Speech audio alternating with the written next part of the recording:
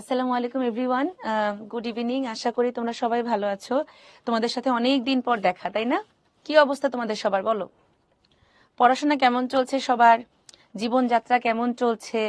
মনস্তাত্ত্বিক অবস্থা কেমন?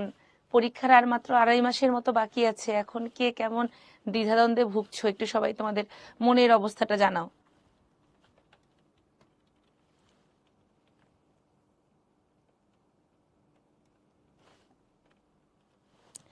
আমি আছি রে। তোমার হচ্ছে যে ঠান্ডা কাশি মিলে এই কয়েকদিন একটু শরীর খারাপ ছিল। এখন আলহামদুলিল্লাহ তোমাদের দয়ায় ভালোই আছি। তো তোমাদেরকে যেটা বলবো যে খুব কষ্টে আছি। আচ্ছা, কেন সাইমন? আপুর ক্লাস করবা না? আচ্ছা, টেনশনে নার্ভাস তাই নাকি জিহাদ? আছি রে, আলহামদুলিল্লাহ তোমাদের সবার দয়ায় ভালোই আছি। আচ্ছা, শুনো, তোমাদের হচ্ছে টেনশনের কিছু কারণ আছে। কি টেনশনের কারণ দেখো, আমি একটু তোমাদের যদি আইডেন্টিফাই করতে চাই। টেনশনের কারণের মধ্যে নাম্বার 1 কারণ হচ্ছে আমরা যেরকম পড়াশোনা করছি আশানুরূপ নাম্বার আমরা মডেল টেস্টগুলোতে বা আমাদের উইকলি এক্সামগুলোতে পাচ্ছি না। নাম্বার 2, আমি পড়ছি কিন্তু আমি পরীক্ষার হলে মনে রাখতে পারছি না। নাম্বার 3, আমি পড়তে পড়তে আমার যখন প্রিভিয়াস উইকের কথা চিন্তা করি তখন আমার মনে পড়ে যে আমার কিছুই মনে নেই। নাম্বার 4, আমার মাথায় টেনশন কাজ করতেছে যে আমি যদি এই পরীক্ষায় চান্স না পাই তাহলে আমার কি হবে, তাই না? তাহলে দেখো, এই যে আমাদের উইকলি পরীক্ষায় খারাপ নাম্বার পাওয়ার কিছু কারণ আছে। প্রথম কারণ হচ্ছে আমরা আমাদের লোভ সংবরণ করতে পারি না। আমরা বেশি দাগাই, মনে হয় যে আর 2টা দাগাই হয়তো হয়েও যেতে পারে, আর 2টা দাগাই হয়তো এটাও লেগে যেতে পারে, কিন্তু ওগুলো ভুল হয়। এই জন্য আমাদেরকে লোভ সংবরণ করতে হবে, রিস্ক বেনিফিট রেশিও কাউন্ট করা শিখতে হবে। আমি যখন আমার একটা প্রশ্ন আনকমন পড়ে বা ধরো 4টা অপশনের মধ্যে আমি 2টা চিনি, 2টা আমার একেবারেই অচেনা, সেই ক্ষেত্রে তোমাকে আগে নিজের যোগ্যতা যাচাই করে নিতে হবে যে তুমি এই ধরনের প্রশ্ন অ্যাটেন্ড করলে কাটা যায় বেশি নাকি সঠিক হয় বেশি। দ্বিতীয়ত, আমরা পরীক্ষায় খারাপ করে হচ্ছে আমরা পড়ে মনে রাখতে পারি না। এটার একটা অন্যতম প্রধান কারণ হচ্ছে আমরা বুঝে পড়ি না, পড়ায় সময় দেই না, এবং আমরা রিভিশন করি না। আমি বারবার বলি যে একটা টপিকে বেশিক্ষণ পড়ে না থেকে তুমি পুরাটা কুইক রিডিং দিয়ে এসে দ্বিতীয়বার তুমি আবার রিভিশন করো, সেটা বই থেকে হোক, প্রিপারেশন বুক দেখে হোক, ঠিক আছে? আর আমি সবসময় বলি যে বায়োলজিতে মূল বইয়ের কোনো বিকল্প নাই। তোমরা মূল বই যদি মুখস্থ করতেও কষ্ট হয়, জাস্ট একবার রিডিং দাও, এরপরে তুমি প্রিপারেশন বুক ধরে মুখস্থ করো, মাস্টার প্রশ্ন ব্যাংক বা প্রশ্ন ব্যাংক তুমি সলভ করো, কিন্তু মূল বই মাস্ট। তোমার কিন্তু শুধু শর্ট সিলেবাস, এবং এগুলো তুমি কিন্তু ইনশাল্লাহ ইন্টারের সময় পড়ে এসেছো। এই জন্য একবার রিডিং দাও, দিয়ে এরপরে তুমি তোমাদের ক্লাসের স্লাইড, প্রিপারেশন বুক, এখানে আমরা যে টপিকগুলোতে 2 স্টার 3 স্টার দিয়ে দিই এগুলো একটু ভালো মতন মুখস্থ করে ফেলবা, ঠিক আছে? আচ্ছা, এরপরে আমাদের আরেকটা ভুল হয় যে আমরা পড়ি কিন্তু আমরা কনফিডেন্টলি উত্তর করি কিন্তু আমার ভুল হয়। এটার কারণ হচ্ছে তোমার মনোযোগের অভাব। তুমি হয়তো প্রশ্ন পুরাটা পড়ো নাই, তোমাকে বলে দিল যে নিচের কোনটি নিডারিয়া পর্বের প্রাণী নয়, তুমি নয় খেয়াল করো নাই। এই জন্য আমাদেরকে প্রশ্ন প্লাস 4টা অপশন একটু সময় নিয়ে মনোযোগ দিয়ে পড়তে হবে। তোমার যত ভুল ত্রুটি করার, যত তোমার অপারগতা, সব তুমি তোমার উদ্ভাসের মডেল টেস্টগুলোতে তুমি শো করবা, কিন্তু মূল পরীক্ষায় আমাদেরকে ভালো করতে হবে, ঠিক আছে? আচ্ছা, এবার আসি আমাদের হচ্ছে টেনশন, যে আগের পড়াগুলা মনে নেই। এটার জন্য তোমরা করতে পারো কি, তোমরা প্রতিদিন রাতেবেলা ঘুমাতে যাওয়ার আগে আগের লেকচারগুলো থেকে একটা টপিকের উপরে পরীক্ষা দিতে পারো। সেটা হতে পারে তোমার অনলাইনের প্র্যাকটিস এক্সাম, হতে পারে তোমার কোয়েশ্চেন ব্যাংক থেকে, হতে পারে তুমি নিজে নিজে একটা চ্যাপ্টারে 2 পেজ পড়ে ফেলা, যেখান থেকে যে সোর্স থেকে হোক। প্রতিদিন রাতে শুতে যাবার আগে তুমি আধা ঘন্টা থেকে 45 মিনিট তোমার প্রিভিয়াস লেকচার থেকে একটা টপিকের উপরে সময় দিবা। একটু একটু করে, বলে না ছোট বালুকার কণা বিন্দু বিন্দু জল, তুমি যদি একটু একটু করে আগের পড়াগুলো রিভিশন দেওয়া স্টার্ট করো, তোমার মধ্যে একটা কনফিডেন্স বিল্ড আপ করবে, এবং তোমার এই যে মনে আছে কিনা, ভুলে যাচ্ছি, এই ধরনের ভয় থেকে তুমি মুক্ত পাবা। এরপরে দেখো তোমার আরেকটা যেটা অনিশ্চয়তা, যে চান্স না পেলে আমার কি হবে। দেখো, আল্লাহ আমাদের রিজিক যেখানে লিখে রাখছেন সেখানেই কিন্তু আমাদেরকে যেতে হবে। আমরা কিন্তু আমাদের ভাগ্যের সাথে লড়াই করতে পারবো না। আবার তুমি যদি পরিশ্রম না করে তোমার ভাগ্যকে দোষ দাও, তুমি হয়তো মানুষের সিম্প্যাথি পাবা, কিন্তু তুমি তোমার নিজের কাছে দোষী হয়ে থাকবে যে না, ইস, আমি যদি আরেকটু কষ্ট করতাম, ফোন না চালাতাম, ভার্চুয়াল মিডিয়াকে কম সময় দিয়ে নিজে একটু পরিশ্রম করতাম, আমার হয়তো পরীক্ষা আরো ভালো হতো। এই যে দেখো, ঢাকা ভার্সিটি কিন্তু শেষ না, এরপরে জাহাঙ্গীরনগর আছে, জিএসটি আছে, এবার তো জিএসটি ভেঙে যাচ্ছে, তোমরা আলাদা করে সিইউতে পরীক্ষা দিতে পারবা, এরপরে সাস্টে পরীক্ষা দিতে পারবা, বিজ্ঞান প্রযুক্তি আছে, কৃষি আছে, অনেক কিছু অপশন আমাদের সামনে আছে এখনো। এবং ডিউর পরে কিন্তু পরীক্ষাগুলো একটু ভালো সময় নিয়েই হবে। সো তোমরা একটু চেষ্টা করবা যে আমরা একটা পরীক্ষা দিয়ে হতাশ হয়ে যাব না, আমাদেরকে সাহস সঞ্চার করে প্রত্যেকটা পরীক্ষা দিতে হবে, ঠিক আছে? আচ্ছা, ওকে। Thank you Khadija. হুদয় সব জায়গায় কিন্তু মাইনাস খাই। হ্যাঁ, এই জন্য মাইনাস খাওয়ার সমস্যা দূর করতে হলে আমাদেরকে বারবার করে পরীক্ষা দিয়ে প্রিপারেশনকে আরো মজবুত করতে হবে, ঠিক আছে? ওকে, তাহলে চলো আমরা ক্লাস শুরু করি। আজকে আমরা পড়বো আমাদের বায়োলজি সেকেন্ড পেপারের দুইটা চ্যাপ্টার। প্রথমটা হচ্ছে আমাদের চ্যাপ্টার 2, প্রাণীর পরিচিতি থেকে হাইড্রা এবং রুই মাছ। হাইড্রা এবং রুই মাছের মধ্যে আমাদের জন্য হাইড্রা বেশি গুরুত্বপূর্ণ। রুই মাছ থেকে আমরা যেটা সবচেয়ে বেশি ভয় পাই সেটা হলো আমাদের রক্ত সংবহন তন্ত্র। সো রক্ত সংবহন তন্ত্র থেকে আমাদের স্পেসিফিক কিছু টপিক আছে যেটা থেকে প্রতি বছর পরীক্ষায় প্রশ্ন আসে। এই জন্য আমরা চেষ্টা করব যে কোন কোন টপিকগুলো গুরুত্বপূর্ণ এবং কোন টপিকগুলো পড়লে আমাদের জন্য পরীক্ষায় প্রশ্ন কমন আসার পসিবিলিটি বেশি, সেগুলো আমরা বলে দেওয়ার চেষ্টা করব, ঠিক আছে? হ্যাঁ, পারবা তিথি? আচ্ছা, মেডিকেলের জন্য তোমরা পড়া শুরু করবা হচ্ছে ডিসেম্বরের মাঝামাঝি থেকে। ডিসেম্বরের 15 তারিখের পর থেকে তোমরা মেডিকেলের প্রিপারেশনটা শুরু করবা। আর মেডিকেলে তোমাদের পড়া তো অল দ্য সেম, জাস্ট তোমরা ম্যাথ করতে বসলে ফিজিক্স বা কেমিস্ট্রি ওই চ্যাপ্টারের থিওরি একটু বেশি করে পড়বা, ঠিক আছে? তাহলে দেখো আমাদের এই যে হাইড্রা থেকে আমরা রিটেনের জন্য কোন কোন টপিকগুলো দেখব। সবার প্রথমে হচ্ছে হাইড্রার এপিডার্মিসের কোষ। এপিডার্মিসের কোষ পুরাটা আসতে পারে অথবা যে কোনো একটা কোষের কাজ আসতে পারে। এরপরে আমাদের রিটেনের জন্য প্রয়োজন হবে নিডোসাইট। সাধারণত আমাদের ডিউর রিটেনে ছবি আসে না, সো আমরা ফিগার নিয়ে এত বেশি প্যারা খাবো না। আমাদের লেখার জায়গাও কম থাকবে, সময়ও কম থাকবে, নাম্বারের ভ্যালুও কম থাকবে। এই জন্য আমরা শুধু নিডোসাইটের গঠনের মূল হেডিং গুলো দেখে যাব এবং বইতে যতগুলো পার্থক্যের ছক আছে সবগুলো আমাদের রিটেনের জন্য গুরুত্বপূর্ণ। এরপরে আমরা যেটা পড়বো সেটা হচ্ছে আমাদের নেমাটোসিস্টের প্রকারভেদ। নেমাটোসিস্টের প্রকারভেদটা আমরা সুন্দর করে তুলনা করে পড়ে ফেলবো, তাহলে আমাদের জন্য ইজি হবে। এটাতে একটা করে স্টার। এরপরে চলে আসো চলন। চলন থেকে আমরা লুপিং এবং সমারসল্টিং এর তুলনা, সাদৃশ্য, বৈসাদৃশ্য, ঠিক আছে, কোনটা ভালো, কোনটা মন্দ, কোনটা দ্রুত, কোনটা সাধারণ, এসব কিছু আজকে আমরা ইনশাল্লাহ ক্লাসে পড়ে ফেলবো। এখানে 3 স্টার। এরপরে হচ্ছে মিথজীবিতা। মিথজীবিতা থেকে আমাদের শৈবাল কিভাবে উপকৃত হয়, আমাদের হাইড্রা কিভাবে উপকৃত হয়, ঠিক আছে? সবার লাস্টে হচ্ছে শ্রেণীবিন্যাস। এই শ্রেণীবিন্যাসটা পুরাটাও আসতে পারে কিংবা কোন শ্রেণীর আন্ডারে কিভাবে পড়েছে এটাও আমাদের ব্যাখ্যা সহ আসতে পারে। মূল কথা, আমরা আমাদের এইচএসসি পরীক্ষায় আমাদের রিটেনের জন্য বা তোমার 2 নম্বরের জন্য যে প্রশ্নগুলো পড়তাম সেগুলো আমাদের ডিউ রিটেনের জন্য বেশি গুরুত্বপূর্ণ, ঠিক আছে? হাফসা, তোমার যদি ওই চ্যাপ্টারটা তুমি অফলাইন ক্লাস করে বুঝতে পারো, মাস্টার ক্লাস করে তোমার কাছে মনে হয় তোমার পরীক্ষায় ভালো নাম্বার আসতেছে, তাহলে শুধু কষ্ট করে ম্যারাথনে পিডিএফ গুলো দেখে ফেলবা, তাহলেই হবে, ঠিক আছে? আচ্ছা, হার দিয়ে তুমি অন্য সার্ভার দিয়ে জয়েন করো, ঠিক আছে? হ্যাঁ, এটা নিয়ে কথা বলবো। বন্যা, ডিউর কোশ্চেন প্যাচায় কেন? কারণ ডিউ তো ডিউই, বলে না যে চান্স পেয়ে দেখাও আগে। ডিউর পোলাপানের ভাব বেশি দেখো না, কিছু হইলে বলে আগে চান্স পেয়ে দেখাও। ওদের প্রশ্ন এরকম প্যাচায় দেখে তো ওরা এরকম ভাব নিতে পারে, তাই না? একটা ব্যাপার আছে তো। আচ্ছা চলো, হাইড্রা বলো তো এই নামটা সবার প্রথমে কোত্থেকে এসেছে? সবাই একটু ক্লাসে অ্যাক্টিভ থাকবা, তাহলে দেখবা যে ইনশাল্লাহ ক্লাসে পড়া হয়ে যাবে। এই হাইড্রা নামটা কোত্থেকে এসেছে বলো তো? আচ্ছা, এটা এসেছে হারকিউলিস থেকে, তাই না? Very good. তার মানে হারকিউলিসে অনেকগুলো মাথাওয়ালা একটা দৈত্য ছিল, যার একটা মাথা কেটে দিলে দুইটা মাথা বলতো হাই। তো আমাদের হাইড্রারও এরকম পুনরুৎপত্তি ক্ষমতা প্রচন্ড, যে পুনরুৎপত্তি ক্ষমতাটাকে আমরা বলি টটিপটেন্সি। ওর একটা কোষিকা কেটে দিলেই ইন্টারস্টিশিয়াল কোষ সেই কোষিকাটাকে পুনরায় তৈরি করতে পারে। ওর একটা পদচাকতি কেটে দিলেই আমাদের ইন্টারস্টিশিয়াল কোষ সেখান থেকে নতুন করে পদচাকতি তৈরি করতে পারে। তাহলে হাইড্রার এই পুনরুৎপত্তি ক্ষমতার কথা সর্বপ্রথম ব্যাখ্যা করেছিলেন বিজ্ঞানী মর্গান, এবং মর্গানের এই পুনরুৎপত্তি ক্ষমতাটা দেখেই বিজ্ঞানী ক্যারোলাস লিনিয়াস নামকরণ করেছেন এই নিডারিয়া পর্বভুক্ত প্রাণীর হাইড্রা। তাহলে এখান থেকে দুইটা প্রশ্ন আসবে। নাম্বার 1, হাইড্রার নামকরণ কে করেন? Carolus Linnaeus. নাম্বার 2, হাইড্রার পুনরুৎপত্তি ক্ষমতার কথা ব্যাখ্যা করেন কি? বিজ্ঞানী মর্গান। আমাদের কিন্তু বায়োলজিতে তোমার বিজ্ঞানীর নাম এবং সাল একদম হাতে গোনা আসে। আমরা বইতে অনেক অনেক সাল বিজ্ঞানী দেখে একটু কনফিউজড হয়ে যায়, কিন্তু একেবারেই প্যারা নিবা না। বিগত বছরে আসা প্লাস আমরা ক্লাস লেকচারে যেই যেই বিজ্ঞানী এবং সালের কথা বলি ওইগুলো একটু এমফেসাইজ দিয়ে পড়বা। আর এখন ক্লাসের সাথে সাথে অনেক সময় নোট করতে গেলে দেখা যায় যে ক্লাস আর নোটে আমরা কনসেন্ট্রেট করতে পারি না। এই জন্য আমার কাছে মনে হয় তোমরা তোমাদের বই বা প্রিপারেশন বুকটা সামনে রেখে ক্লাস করো, তারপরে ক্লাসের শেষে তোমরা আমাদের ম্যারাথনে পিডিএফটা দেখে দেখে নিজেরাই নোট করতে পারবে, ঠিক আছে?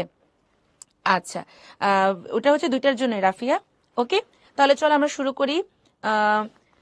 তাহলে দেখো, এই যে হাইড্রার শ্রেণীবিন্যাস, এটা আমরা রিটেনের জন্য পড়বো। তাহলে হাইড্রা হচ্ছে অ্যানিমেলিয়া রাজ্যের অন্তর্গত, কারণ সেখানে তোমার প্রাণী হাইড্রা একটা। নিডারিয়া কেন বলা হয়েছে? কারণ ওদের নিডোসাইট নামে একটা অস্ত্র আছে, আমরা একটু পরে পড়বো, এবং ওদের মধ্যে সিলেন্টেরন বিদ্যমান। তোমরা খাতার পিছনে একটা পেজ নিয়ে ওটাকে বায়োলজি ডিকশনারি বানাও, সেখানে লিখে ফেলো সিল শব্দটার মানে হচ্ছে গহ্বর, সিল মানে হচ্ছে গহ্বর এবং এন্টারো মানে হচ্ছে অন্ত্র। তাহলে আমাদের নিডারে একটু গরিব তো, ওদের আলাদা আলাদা কোনো তন্ত্র আল্লাহ তাআলা দেন নাই, ওদের একটা বড় গহ্বর দিয়েছেন, যে গহ্বরটা একই সাথে ওদের পরিপাক এবং সংবহনের কাজ করে, এবং এই গহ্বরটা যে ছিদ্র দিয়ে ওপেন হয় সেই ছিদ্র দিয়ে ক্লোজ হয়, মানে খুবই বিতিকিচ্ছিরি ব্যাপার। এই গহ্বরে যে ছিদ্র দিয়ে ওরা খাবে সেই ছিদ্র দিয়ে সবকিছু বের করে দিবে। এই জন্য সিলেন্টেরনকে আমরা বলি ব্লাইন্ড গাট, এটা কিন্তু রিটেনে আসে, ব্লাইন্ড গাট। এটাকে আমরা বলি গ্যাস্ট্রোভাস্কুলার গহ্বর, কারণ এটা গ্যাস্ট্রো পাকস্থলীর কাজ করে, ভাস্কুলার রক্ত সংবহনের কাজ করে। এটা আছে দেখে ওদের পর্ব হলো নিডারিয়া। ওদের যে সিলেন্টেরন সেটা হলো অবিভক্ত, মানে এটার মধ্যে আলাদা কোনো চেম্বার নেই। হাইড্রোইডা, ওদের যতগুলো দশা আছে তার মধ্যে পলিপ দশা প্রধান। বলতো বাচ্চারা, আমাদের নিডারিয়ার মধ্যে কোন কোন দশা পাওয়া যায়? আমাদের নিডারিয়া পর্বভুক্ত প্রাণীদের মধ্যে আমরা কোন কোন দশা পাই বলতো? প্র্যাকটিস করতে হবে দিবাস, দিবস আর কি। Very good. পলিপ আর মেডুসা পাই, ঠিক আছে। মেডুসা নামটা কোত্থেকে এসেছে? গ্রিক মিথোলজিতে মেডুসা অনেক সুন্দর একজন মহিলা ছিলেন, তো তাকে দেখে সবাই তার বেনিফিট নেওয়ার চেষ্টা করতেন। তো তখন তোমার হচ্ছে পোসিডন নিভার্নার মন্দিরে তোমার হচ্ছে যে মেডুসার সাথে বেত্তমিজি করার চেষ্টা করে। তো তখন তোমার হচ্ছে নিভার্না যে যার মন্দির, সেই দেবী তোমার একদম বিক্ষুব্ধ হয়ে মেডুসাকে অভিশাপ দেয় যে মেডুসার মাথার চুলগুলো সব কি হয়ে যাবে? কিলিবিলি কিলিবিলি সাপ হয়ে যাবে, আর মেডুসার চোখের দিকে কেউ তাকালে সে পাথর হয়ে যাবে। তাহলে মেডুসার মাথার চুলগুলো যে কিলিবিলি কিলিবিলি করে, এরকম নড়াচড়া করে নিডারিয়া পর্বের যে প্রাণীগুলো, অর্থাৎ সচল দশাকে বলা হয় তোমার হচ্ছে মেডুসা, আর নিশ্চল দশাকে বলা হয় পলিপ। পরবর্তীতে সে মেডুসাকে যুদ্ধে হারায় কে? পার্সিয়াস, এবং সে মেডুসার মাথাটা কেটে গ্রিক দেবী অ্যাথেনাকে গিফট দেয়। দেখবে এরকম বহুত কাহিনী আমাদের গ্রিক মিথোলজি থেকে এসেছে, যেমন পার্থেনোজেনেসিস, অ্যাকিলিস টেন্ডন, সেরকম মেডুসাও কিন্তু আমাদের গ্রিক মিথোলজি থেকে এসেছে। এগুলো আমরা বিশ্বাস করবো না, এগুলো জাস্ট আমরা হচ্ছে গল্পের মতো করে পড়বো, বুঝছো। আমার আগে খুব শখ ছিল মিথোলজি পড়ার। একদিন আম্মুর কাছে ধরা খাইছি মিথোলজি পড়তে গিয়ে। আম্মু বলছে, আল্লাহ আমার মেয়ে পথভ্রষ্ট, ধর্মভ্রষ্ট হয়ে যাচ্ছে। এরপরে আম্মু আমাকে প্রমিস করেছে আমি তার এডি না পড়ি, বুঝছো। তো তোমাদের ইন্টারেস্ট থাকলে তোমরা পড়তে পারো, বিশ্বাস করাটা উচিত না। তো হাইব্রিডে কেন? কারণ ওদের পুনরুৎপত্তি, ওরা এককভাবে বসবাস করতে ভালোবাসে, একা বেঁচে থাকতে শিখপ্রিয়, ওরা এককভাবে বসবাস করে। আর হাইড্রা বলা হয় ওদের পুনরুৎপত্তি ক্ষমতার জন্য। তাহলে এই যে হাইড্রা, পুরো পৃথিবীতে প্রায় 40টার মতো হাইড্রার প্রজাতি আছে, যার মধ্যে বাংলাদেশে পাওয়া যায় 3টা। একটা হলো হাইড্রা ভালগারিস, যেটা হলো বর্ণহীন। আরেকটা পাওয়া যায় হাইড্রা ভিরিডিসিমা, যেটা হলো সবুজ বর্ণের, এটা নিয়ে আমরা মিথজীবিতা পড়বো। এবং আরেকটা পাওয়া যায় হচ্ছে হাইড্রা অলিগেকটিস বা হাইড্রা ফুসকা, তোমাদের প্রিয় খাবার ফুসকা, এটা হলো বাদামি বর্ণের হাইড্রা। তাহলে বাংলাদেশে যে 3টা প্রজাতি পাওয়া যায়, এই 3টার মধ্যে আমরা আজকে ভালগারিস নিয়ে পড়াশোনা করব, ঠিক আছে। সার্ভার টু পাশে লেখা আছে, ওটা দেখে তোমরা বুঝবা। তাহলে চলো আমরা হাইড্রা ভালগারিস নিয়ে পড়াশোনা করি। তাহলে দেখো, ময়ের গল্প, হাইড্রা সবকিছুই কি ময়ের গল্প। মতে কি বললো তো? মিঠা পানি, মুক্তজীবী। ওরা আবার তোমাদের মতো, তোমরা যেরকম বললে আম্মু আমি চিকেন ছাড়া খাবোই না, শাকসবজি খেতে বললে তোমরা ঢং করো, আমাদের হাইড্রাও সেরকম, ও শুধু চিকেন খায়। ঘাসফড়িং খুবই স্বাস্থ্য সচেতন ছিল, সেজন্য সে ছিল হার্বিভোরাস। আর ও হচ্ছে একটু তোমাদের মতো একটু নাখড়ে করে, এই জন্য ওরা হলো মাংসাশী। কিসের মাংস খায় ওরা? ওরা হচ্ছে আমাদের ক্রাস্টাসিয়ান আর্থ্রোপোডা। আমাদের যে পোকামাকড় আছে, সেই পোকামাকড়ের মধ্যে একটা শ্রেণী হলো ক্রাস্টাসিয়া। আমাদের ঘাসফড়িং ছিল ইনসেক্টা, মাকড়সা হলো অ্যারাকিনিডা। ওরা ক্রাস্টাসিয়ান আর্থ্রোপোডা, যেমন সাইক্লোপস, ড্যাফনিয়া, এগুলাকে খাবে, ঠিক আছে। এরপরে দেখো, ওরা ব্যাপন প্রক্রিয়ায় সব কাজ করবে। ওদের পুনরুৎপত্তি ক্ষমতা ব্যাখ্যা করেছিলেন কে? আব্রাহাম ট্রেমলে। তাহলে দেখো, পুনরুৎপত্তি ক্ষমতার কথা অ্যাকচুয়ালি মর্গান না, এটা হবে আব্রাহাম ট্রেমলে। টটিপটেন্সি ব্যাখ্যা করেছিলেন তোমার হলো মর্গান। ওকে, ঠিক করে নাও, টটিপটেন্সি ব্যাখ্যা করেছিলেন মর্গান, আর পুনরুৎপত্তি ব্যাখ্যা করেছেন আব্রাহাম ট্রেমলে। আচ্ছা, তাহলে আকার পড়া লাগবে না, আমাদের নিউমেরিক্যাল ভ্যালু সাধারণত পরীক্ষায় তেমন আসে না, ঠিক আছে। থ্যাংক ইউ শালম। আচ্ছা, তাহলে চলো আমরা শুরু করি হাইড্রার গঠন। হাইড্রার গঠনটা আমাদের জন্য একেবারে লেস ইম্পর্টেন্ট। আমরা একটু টুক টুক টুক টুক করে কিছু কি পয়েন্ট মনে রাখবো। যদি পরীক্ষায় প্রশ্ন করে হাইড্রার দেহকে কয়টি ভাগে ভাগ করা যায়, উত্তর হবে 3। কি কি ভাগে ভাগ করা যায়? হাইপোস্টোম, দেহকাণ্ড, পাদচাকতি। তাহলে চলো আমরা টুকটুক করে পড়ে ফেলি। হাইপোস্টোমের মধ্যে ওদের মুখছিদ্র অবস্থিত, যে ছিদ্র দিয়ে খাবে সেই ছিদ্র দিয়ে সবকিছু বের করে দিবে। দেহকাণ্ডতে আমরা কি পাবো? আমরা যখন বেশি খাওয়া দাওয়া করি, গ্রীষ্মকালে আম কাঁঠাল খাই, আমাদের কি ভুঁড়ি বের হয়। ওদের ইন্টারস্টিশিয়াল কোষগুলো কিছু ভুঁড়ি তৈরি করে যাকে বলে মুকুল। এই মুকুল দিয়ে ওরা অযৌন প্রজনন করে। আর ওদের বইয়ের এক জায়গায় লেখা আছে হেমন্ত শীত, আরেক জায়গায় লেখা আছে শরৎ। হেমন্ত শীত এবং শরতে উপরের অর্ধাংশে ইন্টারস্টিশিয়াল কোষ তৈরি করে শুক্রাশয় এবং নিচের অর্ধাংশে তৈরি করে ডিম্বাশয়। এগুলো শুক্রাণু এবং ডিম্বাণু তৈরির মাধ্যমে কি করবে? যৌন প্রজননে সাহায্য করবে। এবং ওদের হচ্ছে দেহকাণ্ডতে আমরা দেহ অপেক্ষা 2 বা 3 গুণ লম্বা 6 থেকে 10টা চুলের মতো কোষিকা পাবো, যাদের বহিঃপ্রাচীরে পাওয়া যায় কিছু নেমাটোসিস্ট ব্যাটারি। ছবিটা খেয়াল করো, এই যে ওদের যে কোষিকাগুলো আছে, ওদের বহিঃপ্রাচীরে দেখো এরকম গোল গোল গোল গোল কিছু টিউমারের মতো গঠন আছে। এই নেমাটোসিস্ট ব্যাটারির ভিতরে আমরা কিন্তু আমাদের সেই AK-47 রাইফেল নিডোসাইট পাই। আর এবারে দেখো ওদের পাদচাকতি কি তৈরি করবে? বুদবুদ তৈরি করে ওদেরকে ভাসতে সাহায্য করবে। আঠালো রস ক্ষরণ করে ওদেরকে কোনো অবলম্বনের সাথে যুক্ত থাকতে সাহায্য করবে এবং ক্ষণপদের সাহায্যে অ্যামিবার চলনে সাহায্য করবে। তাহলে পরীক্ষা যদি প্রশ্ন করে যে নিচের কোন অংশে কোষিকা বিদ্যমান? হাইপোস্টোম, দেহকাণ্ড, পাদচাকতি, কি হবে? দেহকাণ্ড। নিচের কোনটির সাহায্যে অযৌন প্রজনন সম্পন্ন হয়? মুকুল। নিচের কোন কোষটি শুক্রাশয় ডিম্বাশয় তৈরি করে? ইন্টারস্টিশিয়াল কোষ। নিচের কোনটি পাদচাকতির কাজ নয়? বুদবুদ তৈরি, আঠালো রস ক্ষরণ, ক্ষণপদ গঠন, মুকুল গঠন। মুকুল গঠন। ঠিক আছে, তাহলে আশা করি আমরা বুঝতে পেরেছি। তাহলে দেখো আমরা এই যে কোষিকা পড়ে ফেলেছি 6 থেকে 10টা, মুকুল পড়ে ফেলেছি গ্রীষ্মকালে, জননাঙ্গ পড়ে ফেলেছি শরৎ, হেমন্ত এবং শীত। যদি 3টাই অপশনে থাকে তখন আমরা শরৎ অ্যান্সার করব। ঠিক আছে, আচ্ছা এবারে দেখো আমরা জানি যে সকল প্রাণীদের দেহে আমরা ভ্রূণের 2টা স্তর পাই তাদেরকে আমরা বলি ডিপ্লোব্লাস্টিক। ডিপ্লোব্লাস্টিক প্রাণীদের দেহে এক্টোডার্মটা তৈরি করে এপিডার্মিস এবং এন্ডোডার্মটা তৈরি করে হচ্ছে তোমার গ্যাস্ট্রোডার্মিস। তাহলে আমরা আমাদের প্রাণী জগতে এমন ডিপ্লোব্লাস্টিক প্রাণী পেয়েছি 2টা। একটা হচ্ছে তোমার হাইড্রা মানে নিডারিয়া এবং আরেকটা হচ্ছে টিনোফোরা। টিনোফোরা একটা গৌণ পর্ব, তো এই জন্য এটা নিয়ে আমরা অত বেশি পড়াশোনা করি না। পরীক্ষা এখান থেকে আসবে মাস্ট, এখানে মানে ইনফিনিটি স্টার দাও। ঠিক আছে, হ্যাঁ না রে, হাইড্রাদি স্টেম সেল থাকে না, হাইড্রাদি শুধুমাত্র ইন্টারস্টিশিয়াল কোষ থাকে। ঠিক আছে, হেমন্ত আর শীত আছে রে হাবিবা, একদম চ্যাপ্টারের প্রথম দিকে হেমন্ত শীত আর প্রজননে আছে শরৎ, মিলায় দেখো। তাহলে এবারে খেয়াল করো আমাদের এই যে হাইড্রা, এখান থেকে পরীক্ষা ইনফিনিটি স্টার দাও। প্রশ্ন করবে নিচের কোনটি এপিডার্মিসের কোষ, নিচের কোনটি গ্যাস্ট্রোডার্মিসের কোষ নয়। দেখো আমাদের এপিডার্মিস এবং গ্যাস্ট্রোডার্মিসের 5টা কোষই সেম, শুধুমাত্র জনন কোষ এবং নিডোসাইট। আমরা এই গ্যাস্ট্রোডার্মিসে জনি পাবো না, গ্যাস্ট্রোডার্মিসের কোনো জনন কোষ এবং নিডোসাইট পাওয়া যায় না। তাহলে পরীক্ষায় প্রশ্ন করবে নিচের কোনটি গ্যাস্ট্রোডার্মিসে উপস্থিত নয়? গ্রন্থি কোষ, ইন্টারস্টিশিয়াল কোষ, জনন কোষ, সংবেদী কোষ। অ্যান্সার হবে জনন কোষ। নিচের কোনটি এপিডার্মিসে অনুপস্থিত? সংবেদী কোষ, গ্রন্থি কোষ, স্নায়ু কোষ, পুষ্টিকোষ। অ্যান্সার হবে পুষ্টিকোষ। কারণ আমরা পুষ্টিকোষ শুধুমাত্র গ্যাস্ট্রোডার্মিসের কোষকে বলি, এপিডার্মিসের কোষকে বলি না। ঠিক আছে, না রে আবিদ সবার নেই, শুধুমাত্র তোমার হচ্ছে হাইড্রারই আছে, এই জন্যই তো ওর জেনাস হলো হাইড্রা। ঠিক আছে, হ্যাঁ রে ভেঙে যাওয়ার পসিবিলিটি আছে অনামিকা, দেওয়া হবে সিজান, এটা একটু কিছুক্ষণ পরে চেক করো, ইনশাল্লাহ পেয়ে যাবা। তাহলে দেখো মেসোগ্লিয়াটা হচ্ছে একটা জেলির ন্যায় আঠালো অকোষীয়, এই অকোষীয়তে স্টার দাও, এই অকোষীয়কে কোষীয় বানায় দিবে। এই মেসোগ্লিয়াটা আমাদের এপিডার্মিস এবং গ্যাস্ট্রোডার্মিসের একটা কঙ্কাল হিসেবে কাজ করবে।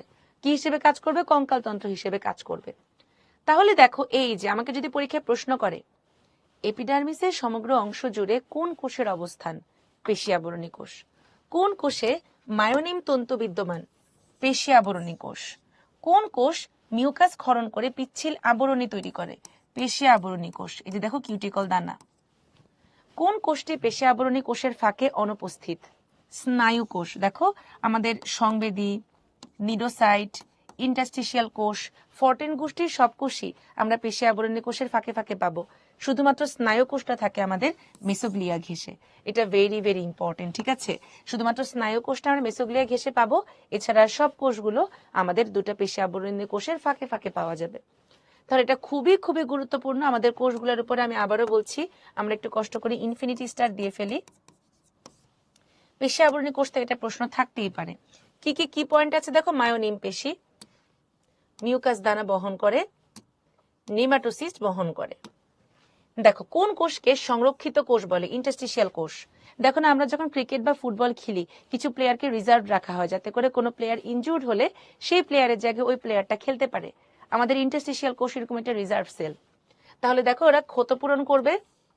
বিজ্ঞানী ব্রেইন বলেছেন যে দেহের সবগুলো কোষ 45 দিন পর পর ইন্টারস্টিশিয়াল কোষ দিয়ে কি হচ্ছে? রিপ্লেসড হচ্ছে। এটাকে আমরা বলি টটিপটেন্ট, যেমন আমাদের মানব দেহের অস্থিমজ্জার স্টেম কোষ। তাহলে ওরা কি করবে? পুনরুৎপত্তি, মুকুল সৃষ্টি, শুক্রাশয় ডিম্বাশয় তৈরি। সংবেদী আর স্নায়ুকোষের ডিফারেন্স হচ্ছে, সংবেদী কোষ হচ্ছে উদ্দীপনাটা গ্রহণ করে কাকে দেয়? স্নায়ুকে দেয়। তাহলে সংবেদী হচ্ছে তোমার হাতে মশা কামড় দিল, এই উদ্দীপনাটাকে গ্রহণ করবে সংবেদী কোষ। আর আমাদের উদ্দীপনাটা মস্তিষ্কে পৌঁছিয়ে দিবে বা মস্তিষ্ক থেকে তোমার কাঙ্ক্ষিত হাতে পৌঁছিয়ে দিবে স্নায়ু কোষ। তাহলে গ্রন্থি কোষ দেখো মিউকাস ক্ষরণ করে, বুদবুদ সৃষ্টি করে, খাবার গিলতে সাহায্য করে, ক্ষণপথ তৈরি করে। জনন কোষ যৌন জনন করবে। আর এই যে নিডোসাইট, এই পয়েন্টটা খুবই খুবই গুরুত্বপূর্ণ যে পদতল ছাড়া বহিত্বকের সমগ্র অংশ জুড়ে, পদতলে তো অ্যাকচুয়ালি আমাদের কোষিকা বা নেমাটোসিস্টের কোনো কাজ নাই, এই জন্য পদতক ছাড়া সব জায়গায় আমরা আমাদের নিডোসাইট পাবো। 48 ঘন্টার মধ্যে একটা নেমাটোসিস্ট যদি তুমি বের করে ফেলো, ওটা পুনরায় 48 ঘন্টার মধ্যে আবার ইন্টারস্টিশিয়াল সেল দিয়ে রিপ্লেসড হবে। ঠিক আছে? আচ্ছা, যেগুলো যেগুলো তৈরি হবে ভেঙে যাওয়ার পর সেগুলো সবগুলোতে পরীক্ষা দিবা। সামিরান, ওটা তো তোমার আসবে হচ্ছে মেডিকেলে বেশি আসে না, হাতে গোনা 2-1টা টপিক থেকে। তাহলে চলো আমরা এবারে চলে আসি আমাদের গ্যাস্ট্রোডার্মিসের কোষ থেকে। এই যে দেখো, বাইরের দিকে সবগুলো এপিডার্মিস, ভিতরের দিকে সবগুলো গ্যাস্ট্রোডার্মিস, এই যে মাঝখানের এটা হচ্ছে আমাদের সেই মেসোগ্লিয়া। তাহলে চলো আমরা দেখি ওদের পেশি আবরণী কোষকে আমরা কেন পুষ্টি বলি। কারণ এখানে আমরা কিছু ফ্ল্যাজেলা এবং কিছু ক্ষণপথযুক্ত কোষ পাই। এই কোষগুলো করবে কি? এই কোষগুলো ওদের খাবার গ্রহণে সাহায্য করবে এবং স্ফিংটারের মতো কাজ করবে। আমাদের এপিডার্মিসের কোষের কিন্তু মেইন ফাংশনই ছিল সংকোচন, প্রসারণ এবং আবরণ দান, কিন্তু ওরা কিন্তু পরিপাকে একটা গুরুত্বপূর্ণ ভূমিকা পালন করে। গ্রন্থিকোষ 2 রকম, মিউকাস আর এনজাইম, ওরা কিন্তু পরিপাকে সাহায্য করবে। বাকি সবগুলা কিন্তু এপিডার্মিস এবং গ্যাস্ট্রোডার্মিসের সেম। ঠিক আছে? তাহলে হাইড্রার বহিত্বকের কোষ 9 কোনটি? দেখো ডিউর প্রশ্ন, তোমরা যে বললা ডিউতে কঠিন প্রশ্ন করে, দেখো কত ইজি প্রশ্ন আসছে। বলো এটার অ্যান্সার কি হবে? হাইড্রার বহিত্বকের কোষ 9 কোনটি? বলো তো এটার অ্যান্সার কি হবে? ভেরি গুড সারা, এটা হবে ক্ষণপদীয় কোষ। এটা কি হবে? ক্ষণপদীয় কোষ। তাহলে এই তিনটাই কিন্তু আমরা এপিডার্মিসে পেয়েছি, গ্যাস্ট্রোডার্মিসে পেয়েছি, কিন্তু ক্ষণপদীয় কোষ কিন্তু শুধুমাত্র আমাদেরকে গ্রন্থি কোষই তৈরি করে, এটা কিন্তু আলাদা করে কোনো কোষ না। ঠিক আছে? ওকে। হাইড্রার দেহে নিচের কোনটি কঙ্কাল হিসেবে কাজ করে? বলো তো এটা কি হবে? নেমাটোসিস তো নিডোসাইটের একটা অংশ, এপিডার্মিস তো ওদের একটা ভ্রূণের স্তর, আর সিলোম তো আমরা ওদের শরীরে পাবো না, সিলোম আমরা পাই তোমার অ্যানেলিডা থেকে। ভেরি গুড, অ্যান্সার হবে মেসোগ্লিয়া। নিচের কোন কোষের কারণে হাইড্রাকে অমর প্রাণী বলা হয়? দেখো এই টপিক থেকে কতবার প্রশ্ন আসছে, একবার এসেছে সিইউ থেকে, আরেকবার অন্যান্য ভার্সিটিতে এসেছে। তাহলে আমরা অমর বলবো ইন্টারস্টিশিয়াল কোষের জন্য। ঠিক আছে? জার্ম সেল আর জনন কোষ কিন্তু একই জিনিস। ঠিক আছে? মাসকুলো এপিথেলিয়াল আর হলো পেশি আবরণী কোষ একই। তাহলে দেখো এখানেও তোমরা ইনফিনিটি স্টার দাও, এটা রিটেনের জন্য খুবই খুবই গুরুত্বপূর্ণ। ঠিক আছে? একটা আদর্শ নিডোসাইটের মধ্যে আমরা কি কি জিনিস পাবো? এখানে আমরা কিছু কথা মনে রাখি। নাম্বার 1, সাইট মানে হচ্ছে পরিণত কোষ। তাহলে এই পুরো কোষটাকে আমরা বলি cnidocyte. B for baby, B for blast. তাহলে একটা সেল যখন বাবু দশায় মানে ভ্রূণীয় দশায় থাকবে, সে অপরিণত কোষকে আমরা বলি নিডোব্লাস্ট। তাহলে নিডোব্লাস্ট মানে হলো অপরিণত কোষ। নিডোসিল, নিডোসিল হচ্ছে নিডোসাইটের একটা অংশ, এটা ট্রিগারের মতো কাজ করে নিডোসাইটের ঢাকনা খুলতে সাহায্য করে। আর নেমাটোসিস্ট হচ্ছে আমাদের নিডোসাইটের যে বড় চাবুকের মতো অংশগুলো বাইরে বেরিয়ে আসে, তাকেই বলে তোমার হচ্ছে নেমাটোসিস্ট। তাহলে নিডোসাইসিল এবং নেমাটোসিস্ট এই দুটাই কিন্তু নিডোসাইটের জাস্ট একটা পার্ট। তাহলে এই যে দেখো পুরা কোষটা দ্বিস্তরীয় আবরণে আবৃত, দুটি স্তরের মাঝখানে দানাদার সাইটোপ্লাজম আছে, একটা নিউক্লিয়াস আছে, কিছু পেশিতন্তু আছে, যার মধ্যে সবচেয়ে বড় পেশিতন্তুটাকে আমরা বলি ল্যাসো। ওদের একটা বড় কি আছে, সাপের মতো বা চাবুকের মতো পেঁচানো সুতা আছে, যেটাকে আমরা বলি নেমাটোসিস্ট। এই নেমাটোসিস্টের গোড়াটা প্রসারিত হয়ে তৈরি করে কি বলতো, বাট। এই যে বড় ক্যাপসুলটা, সেই ক্যাপসুলের ভিতরে আমরা পাই একটা বিষাক্ত বিষ, যাকে বলে হিপনোটক্সিন। তাহলে এই সবকিছু কিন্তু নেমাটোসিস্টের ভিতরে, ঠিক আছে। নেমাটোসিস্টের বড়টা একটা চাবুক, এই চাবুকের গোড়াটা প্রসারিত হয়ে তৈরি করছে কি তোমার বাট। এই বাটের ভিতরে যে ক্যাপসুল আছে সেখানে থাকে তোমার হিপনোটক্সিন, যেটা শিকারকে তোমার অবশ করবে। এছাড়া আমরা সেখানে বড় বড় কিছু কাঁটা পাবো, যাকে বলে বার্ব, ছোট ছোট কাঁটা পাবো, যেটাকে বলা হয় বারবিওল। এই পুরো নেমাটোসিস্টে ঢাকনা দেওয়া থাকবে অপারকুলাম দিয়ে, যেটা কিনা এই ট্রিগারের মতো নিডোসিল ক্লিক করলে বের হয়ে আসবে। তাহলে পুরোটা আমি আবার বলি, নিডোসাইটে কয়টা আবরণ? দুইটা আবরণ। দুইটা আবরণের মাঝখানে আমরা সাইটোপ্লাজম পাবো, নিউক্লিয়াস পাবো, পেশিতন্তু পাবো, যার মধ্যে সবচেয়ে বড় পেশিতন্তুকে বলা হয় ল্যাসো। ওদের এই যে চাবুকের মতো পুরো গঠনটাকে আমরা বলি নেমাটোসিস্ট, যার ক্যাপসুলে পাবো আমরা হিপনোটক্সিন। চওড়া গোড়াটাকে বলা হয় বাট বা শ্যাফট, এবং এই নেমাটোসিস্টের মধ্যে আমরা কাটার মতো বার্ব এবং বারবিউল পেয়ে যাব। ওদের ক্যাপসুলের হিপনোটক্সিনটা প্রোটিন এবং ফেনল দ্বারা তৈরি, যেটা কিনা চুরুত করে শিকারকে মেরে ফেলবে। ঢাকনাকে বলে অপারকুলাম, নিডোসিল হচ্ছে ট্রিগারের মতো, যেটা ক্লিক করলে ঠাং করে নেমাটোসিস্টটা বের হয়ে আসবে, ঠিক আছে। আচ্ছা, এবারে চলো আমরা দেখি তাহলে নেমাটোসিস্টের প্রকারভেদ। এটা আমাদের রিটেনের জন্য ভেরি ইম্পর্টেন্ট। দেখো এখান থেকে কি কি প্রশ্ন করবে। নাম্বার 1, বৃহত্তম নেমাটোসিস্ট কোনটি, সবচেয়ে বড়। অ্যাকচুয়ালি আমরা কিন্তু নিডারিয়া পর্বভুক্ত প্রাণীদের দেহে টোটাল 23 রকমের নেমাটোসিস্ট পাই, কিন্তু হাইড্রার দেহে আমরা পাই 4 রকম। এটা কিন্তু আমরা অনেকে কনফিউজড হই, মনে করি যে তোমার একটা হাইড্রাতে মনে হয় এক এক রকম। না, একটা হাইড্রার বডিতে আমরা 4টাই পাচ্ছি। সবচেয়ে বড় যেটা আমরা একটু আগে পড়াশোনা করলাম সেটা হচ্ছে তোমার স্টিনোটিল বা পেনিট্রেন্ট, আর সবচেয়ে ছোট হলো স্টেরিওলিন গ্লুটিনেন্ট। দেখো এখানে এটা নিয়ে আমরা এতক্ষণ পড়াশোনা করছি, স্টেনোটিল, ভলভেন্টা বাট্টুখুট্টু। এই দুটা হলো মেলায় হারিয়ে যাওয়া চাচাতো আর খালাতো ভাই বোন। একটার কাটা আছে, আরেকটার কাটা নাই। যেটার কাটা আছে সেটা হলো স্ট্রেপটোলিন গ্লুটিনেন্ট, যেটার কাটা নেই সেটা হলো স্টেরিওলিন গ্লুটিনেন্ট।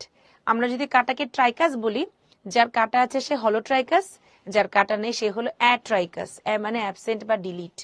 তাহলে পরীক্ষা যদি প্রশ্ন করে সবচেয়ে বড় নেমাটোসিস্ট স্টিনোটিল বা পেনিট্রেন্ট, সবচেয়ে ছোট নেমাটোসিস্ট স্টেরিওলিন গ্লুটিনেন্ট, খাটো নেমাটোসিস্ট ভলভেন্ট, কাটাবিহীন নেমাটোসিস্ট ভলভেন্ট আর হলো স্টেরিওলিন গ্লুটিনেন্ট। হিপনোটক্সিন কোথায় পাওয়া যায়? স্টিনোটিল বা পেনিট্রেন্ট।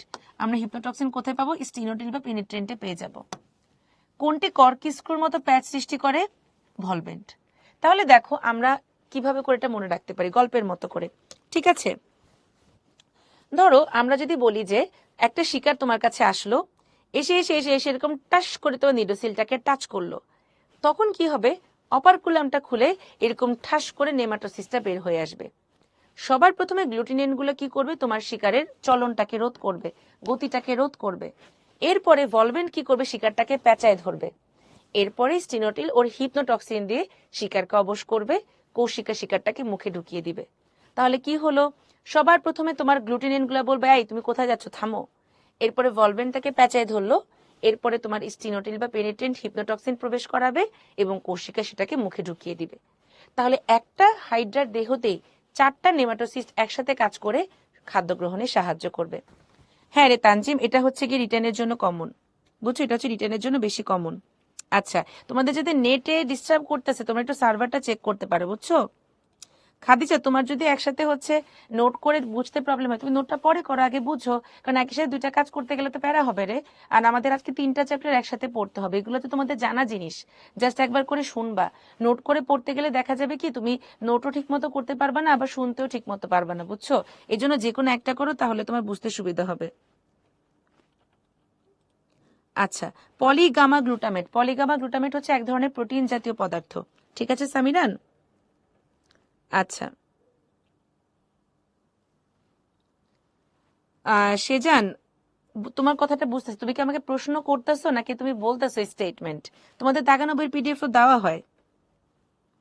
পেনিট্রেন্ট হচ্ছে স্টিনোটিল। আমরা এই যে একটু আগে যে নেমাটোসিস্টটা পড়লাম, এই যে দেখো, এই যে আমরা যে নিডোসাইটটা পড়লাম, এই নিডোসাইটে অ্যাকচুয়ালি ওর নেমাটোসিস্টের ধরনটা হলো স্টিনোটিল বা পেনিট্রেন্ট। মানে মোট কথা এই নিচের অংশটুকু সব নিডোসাইটেরই একই রকম। এই চাবুকটা কিরকম তার উপরে ডিপেন্ড করে 4 রকমের নেমাটোসিস্ট আছে। আমরা যেটা বড় চাবুক সুদ্ধা পড়লাম, এটাই হলো স্টিনোটিল বা পেনিট্রেন্ট। ঠিক আছে, আচ্ছা ওকে। তাহলে দেখো আমরা যেটা বলতেছি, সবচেয়ে ছোট নেমাটোসিস্ট কোনটি? তোমাদের জন্য পোলটা লঞ্চ করে দিচ্ছি, তোমরা সবাই অ্যান্সার করো। স্টিনোটিল, ভলভেন্ট, হলোট্রিকাস আইসোরাইজা, অ্যাট্রিকাস আইসোরাইজা। তোমরা সবাই অ্যান্সার করো।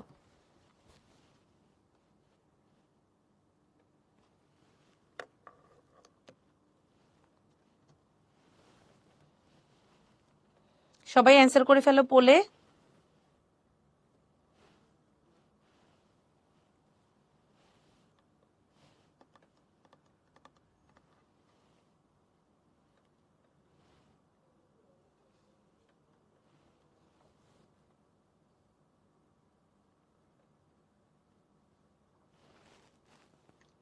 তাহলে আমি পোল ক্লোজ করে দিলাম। দেখো আমরা যেটা পড়েছিলাম স্টেরিওলিন গ্লুটিনেন্ট, তার আরেক নামই হচ্ছে অ্যাট্রিকাস আইসোরাইজা।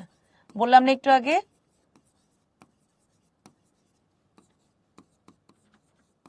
যে হচ্ছে তোমার মানে হলো তোমার অ্যাবসেন্ট, ট্রাইকাস মানে হচ্ছে কাঁটা। তাহলে কাঁটাবিহীন যেই নেমাটোসিস্ট তার নাম হলো অ্যাট্রাইকাস আইসোরাইজা। ওকে, তাহলে সবচেয়ে ছোট হলো আমাদের স্টেরিওলিন গ্লুটিনেন্ট কিংবা অ্যাট্রিকাস আইসোরাইজা। তাহলে তোমাদের দেখি কে কে ভুল করেছো। নাদিবা, মুন্না, এরপরে Fatema, Elin, Nakib, Ali, very bad. First হয়েছে নিঝুম, সেকেন্ড হয়েছে জিনিয়া, থার্ড হয়েছে তানিম, এছাড়াও আছে বাদল, মোহনা, ফাহিম, মিলি, সোনালী, খাদিজা, রায়হান। তোমাদের সবাইকে কংগ্রেচুলেশনস। ওকে, তাহলে এবারে আমাদের হাইড্রার খাদ্য গ্রহণ এবং পরিপাক প্রক্রিয়া। আচ্ছা, তোমরা আমাকে বলো তো, মানুষের পরিপাক কেমন, বহিঃকোষীয় নাকি অন্তঃকোষীয়? মানুষ কিভাবে পরিপাক করে, বহিঃকোষীয় নাকি অন্তঃকোষীয় প্রক্রিয়ায়, বলো তো?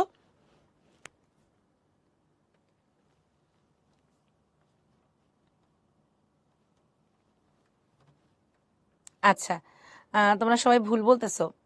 কেউ রাইট অ্যান্সার দাও। দৃষ্টি, ভেরি গুড। এরপরে বন্যা, এক্সিলেন্ট। রিফাত। আচ্ছা দেখো, এটা যদি আমাদের অন্ত্র হয়, আমাদের পরিপাকটা কি এই আন্তরিক কোষে হয়, মানে এন্টারোসাইটে হয়, নাকি লুমেনের ভেতরে হয় বলো তো? আমরা যখন পরিপাক করব, আমাদের এই পরিপাকটা কি তোমার এই অন্ত্রের কোষগুলাতে হবে, নাকি লুমেনের ভেতরের ফাঁকা জায়গাতে হবে? কোষের বাইরে, লুমেনের ভেতরে ফাঁকা জায়গাতে পরিপাক হয় না, কোষের ভেতরে তো হয় শ্বসন। তাহলে আমাদের পরিপাকটা হচ্ছে বহিঃকোষীয়, কোষের বাইরে লুমেনে হয়। লুমেনে পরিপাকের পরে এটা কোষের ভিতরে প্রবেশ করে অ্যাবজর্পশনের জন্য, ঠিক আছে, কোষে কোষে যাওয়ার জন্য। কিন্তু হাইড্রার পরিপাক কিন্তু দুই ভাবে হয়, বহিঃকোষীয় হয়। বহিঃকোষীয় মানে হচ্ছে খাবারের পরিপাকটা হয় সিলেন্টেরনের ভিতরে, সিলেন্টেরন থেকে খাবারটা প্রবেশ করে কোথায়? গ্যাস্ট্রোডার্মিসে, গ্যাস্ট্রোডার্মিসে। তাহলে দেখো আমরা এখান থেকে দেখি কি কি প্রশ্ন আসবে। প্রথম প্রশ্ন, হাইড্রার প্রধান খাদ্য কি? ক্ষুদ্র ক্রাস্টাসীয় সন্ধিপদী, এটা কি হাইড্রার প্রধান খাদ্য। অন্যান্য খাদ্য কি আছে? বিভিন্ন পতঙ্গের লার্ভা, এরপরে তোমার হলো সাইক্লোপস, ড্যাফনিয়া, ক্রিমি, ঠিক আছে, মাছের ডিম। হাইড্রার পরিপাক কোন প্রক্রিয়ায় হয়? বহিঃঅন্ত দুইটাই। নিচের কোন এনজাইম বহিঃকোষীয় পরিপাকে, নিচের কোন এনজাইমটি অন্তঃকোষীয় পরিপাকে অনুপস্থিত? Trypsin, pepsin, lipase, amylase. Answer হবে পেপসিন। তার মানে দেখো আমাদের বহিঃকোষীয় পরিপাকে কিন্তু শুধুমাত্র পেপসিন প্রোটিন জাতীয় খাবারকে পরিপাক করবে, এছাড়া লিপিড বা শর্করার কিন্তু কোনো চেঞ্জ হয় না। তাহলে অন্তঃকোষীয় পরিপাকে শুধু কাজ করে কোনটা? প্রোটিনের জন্য ট্রিপসিন, চর্বির জন্য লাইপেজ এবং শর্করার জন্য অ্যামাইলেজ। তাহলে পরীক্ষায় কি প্রশ্ন আসবে? নাম্বার 1, হাইড্রার প্রধান খাদ্য কি, পরিপাকটা কোন কোন প্রক্রিয়ায় হচ্ছে, বহিঃকোষীয় শুধুমাত্রতে কোন এনজাইমটা কাজ করে? পেপসিন। ওকে, এখন দেখো তাহলে হাইড্রা নেমাটোসিস্টের আবরণ কোন উপাদান দ্বারা গঠিত? বলতো এটা অ্যান্সার কি হবে? হাইড্রা নেমাটোসিস্টের উপাদান কি? আমরা কিন্তু এই উপাদানটা অনেক জায়গায় পাই। লাস্টে বলে দিব রে রিফাত। ভেরি গুড, এটা অ্যান্সার হবে তোমার হচ্ছে কাইটিন। ঠিক আছে, তাহলে কাইটিন জিনিসটা কি? কাইটিন হচ্ছে আমাদের গ্লুকোসামিনের পলিমার। কাইটিন কি জিনিস বলো তো? এটা হচ্ছে আমাদের গ্লুকোসামিনের পলিমার। তাহলে এই কাইটিন কিন্তু আমরা অনেক জায়গায় পাই। আমাদের ছত্রাকের কোষ প্রাচীরে আছে, PAN, তার মানে প্লাটিহেল মিনথিস, অ্যানিলিডা, আর্থ্রোপোডা, নেমাটোডা। এরপরে তোমার হচ্ছে পাতার বহির্ত্বকে কাইটিন সমৃদ্ধ কিউটিকল আছে। তাহলে দেখো কত জায়গায় আমরা কাইটিন পাচ্ছি, তাই না বলো? ছত্রাকের কোষ প্রাচীরে, প্লাটিহেল মিনথিস, অ্যানিলিডা, আর্থ্রোপোডা, নেমাটোডা, ওদের বহিকঙ্কালে, পাতার বহির্ত্বকে আছে কাইটিন নির্মিত কিউটিকল। সেলুলোজ হচ্ছে আমাদের উদ্ভিদের প্রধান গাঠনিক পদার্থ। উদ্ভিদের কোষ প্রাচীরের প্রধান উপাদান কি আমরা পড়েছিলাম না একদম প্রথম দিকে? সেলুলোজ। গ্লাইকোজেন হচ্ছে আমাদের সায়ানোব্যাকটেরিয়া, ছত্রাক এবং মানুষ, তার মানে প্রাণীদেহের সঞ্চিত খাদ্য। ঠিক আছে, গ্লাইকোজেন। আর স্টার্চ হচ্ছে আমাদের উদ্ভিদের সঞ্চিত খাদ্য। তাহলে খেয়াল করো, এই যে আমরা যখন একটা প্রশ্ন সলভ করছি, আমরা কিন্তু শুধুমাত্র উত্তর দেখে পালিয়ে যাব না, আমরা অন্য অপশনগুলো কোন প্রশ্নের এগেইনস্টে, এবং এই যে দেখো প্রশ্নটা কোত্থেকে এসেছে, হাইড্রার আবরণ কোন উপাদানে গঠিত, এই প্রশ্নটা করেছে নিডোসাইটের প্যারা থেকে। তাহলে সুন্দর করে নিডোসাইটের গঠনটা পড়ে ফেলবো। এরকম করে তুমি যদি প্রশ্ন ব্যাংক সলভ করো, দেখবা যে একটা প্রশ্ন সলভ করতে গিয়ে তোমার পুরো চ্যাপ্টারটা পড়া হয়ে যাবে। ঠিক আছে। ব্লাইন্ড সেক মানে হচ্ছে সামিরান সিলেন্টেরনটা যে ছিদ্র দিয়ে তোমার খাবার গ্রহণ করবে সেই ছিদ্র দিয়ে খাবারটাকে বের করে দিবে, এই জন্য সিলেন্টেরনকে ব্লাইন্ড গাট বা ব্লাইন্ড সেক বলে। তাহলে দেখো হাইড্রার হিপনোটক্সিন কি দ্বারা তৈরি, এটা অ্যান্সার কি হবে? হিপনোটক্সিন মানে প্রোটিন আর ফেনল। সেকেন্ড কুইজ, কোন এনজাইমটি হাইড্রার অন্তঃকোষীয় পরিপাকে অংশ নেয় না? Pepsin, trypsin, amylase, lipase. সবাই অ্যান্সার করে ফেলো।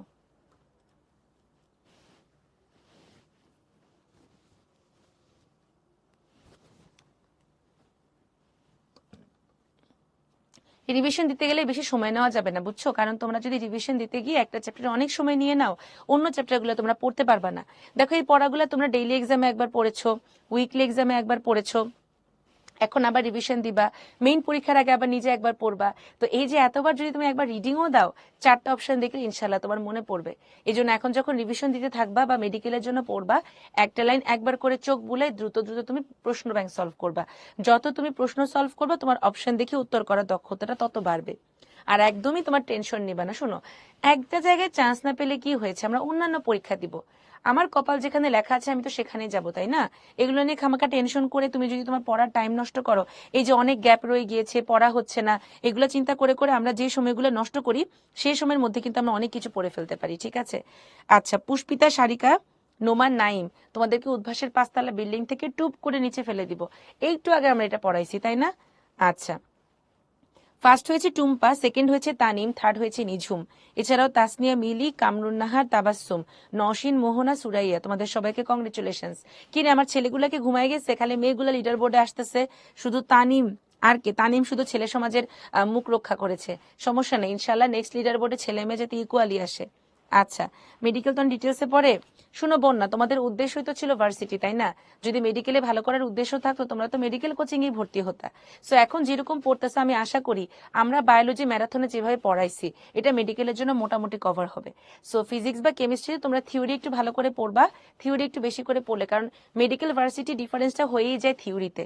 বায়োলজিতে কিন্তু তেমন কোনো তফাৎ নেই, বায়োলজি অল দ্য সেম প্রশ্ন আসে, কিন্তু ফিজিক্স কেমিস্ট্রিতে মেডিকেলে থিওরি বেশি আসে, জৈব যৌগ থেকে তোমার বিক্রিয়া বেশি আসে, এই জন্য এগুলো একটু বেশি করে পড়তে হবে। ঠিক আছে। আচ্ছা, ছেলেরা মনে মনে অ্যান্সার দেয়, আচ্ছা সমস্যা নেই আবিদ। তাহলে এখানে অ্যান্সার কি হবে বলো তো? পেপসিন। বাকিগুলো আমাদের অন্তঃকোষীয় পরিপাকে অংশগ্রহণ করে। এবারে আসি আমরা আমাদের 3 স্টার টপিকে। চলন, এখান থেকে লুপিং আর সমারসল্টিং একদম সেরা করে পড়তে হবে। তাহলে আমি তোমাদেরকে প্রশ্নগুলো বলি। কোনটি হাইড্রার সাধারণ চলন পদ্ধতি? শতে সাধারণ, শতে সমারসল্টিং, শতে সাধারণ, শতে সমারসল্টিং। কোনটি হাইড্রার দ্রুত চলন পদ্ধতি? সমারসল্টিং। কোনটিকে ফ্লিপ ফ্লপ মুভমেন্ট বলে? সমারসল্টিং। কোনটিকে অ্যাক্রোবেট চলন বলে? অ্যাক্রোবেট মানে যারা এক্সারসাইজ করে তারা কি ডিগবাজি খায় না? একবার দেখছিল না জায়েদ খান হালি হেলিকপ্টার থেকে নেমে ডিগবাজি দিছে, ওই ডিগবাজিটাই হলো সমারসল্টিং, বুঝছো? কোনটি লম্বা দূরত্ব অতিক্রমের চলন? লতে লম্বা দূরত্ব, লতে লুপিং, ফাঁসা চলন, জোকা চলন, শুয়োপোকা চলন, ঠিক আছে। আবার এটাকে আমরা কি বলি, লম্বা দূরত্ব অতিক্রমের চলনও বলতে পারি।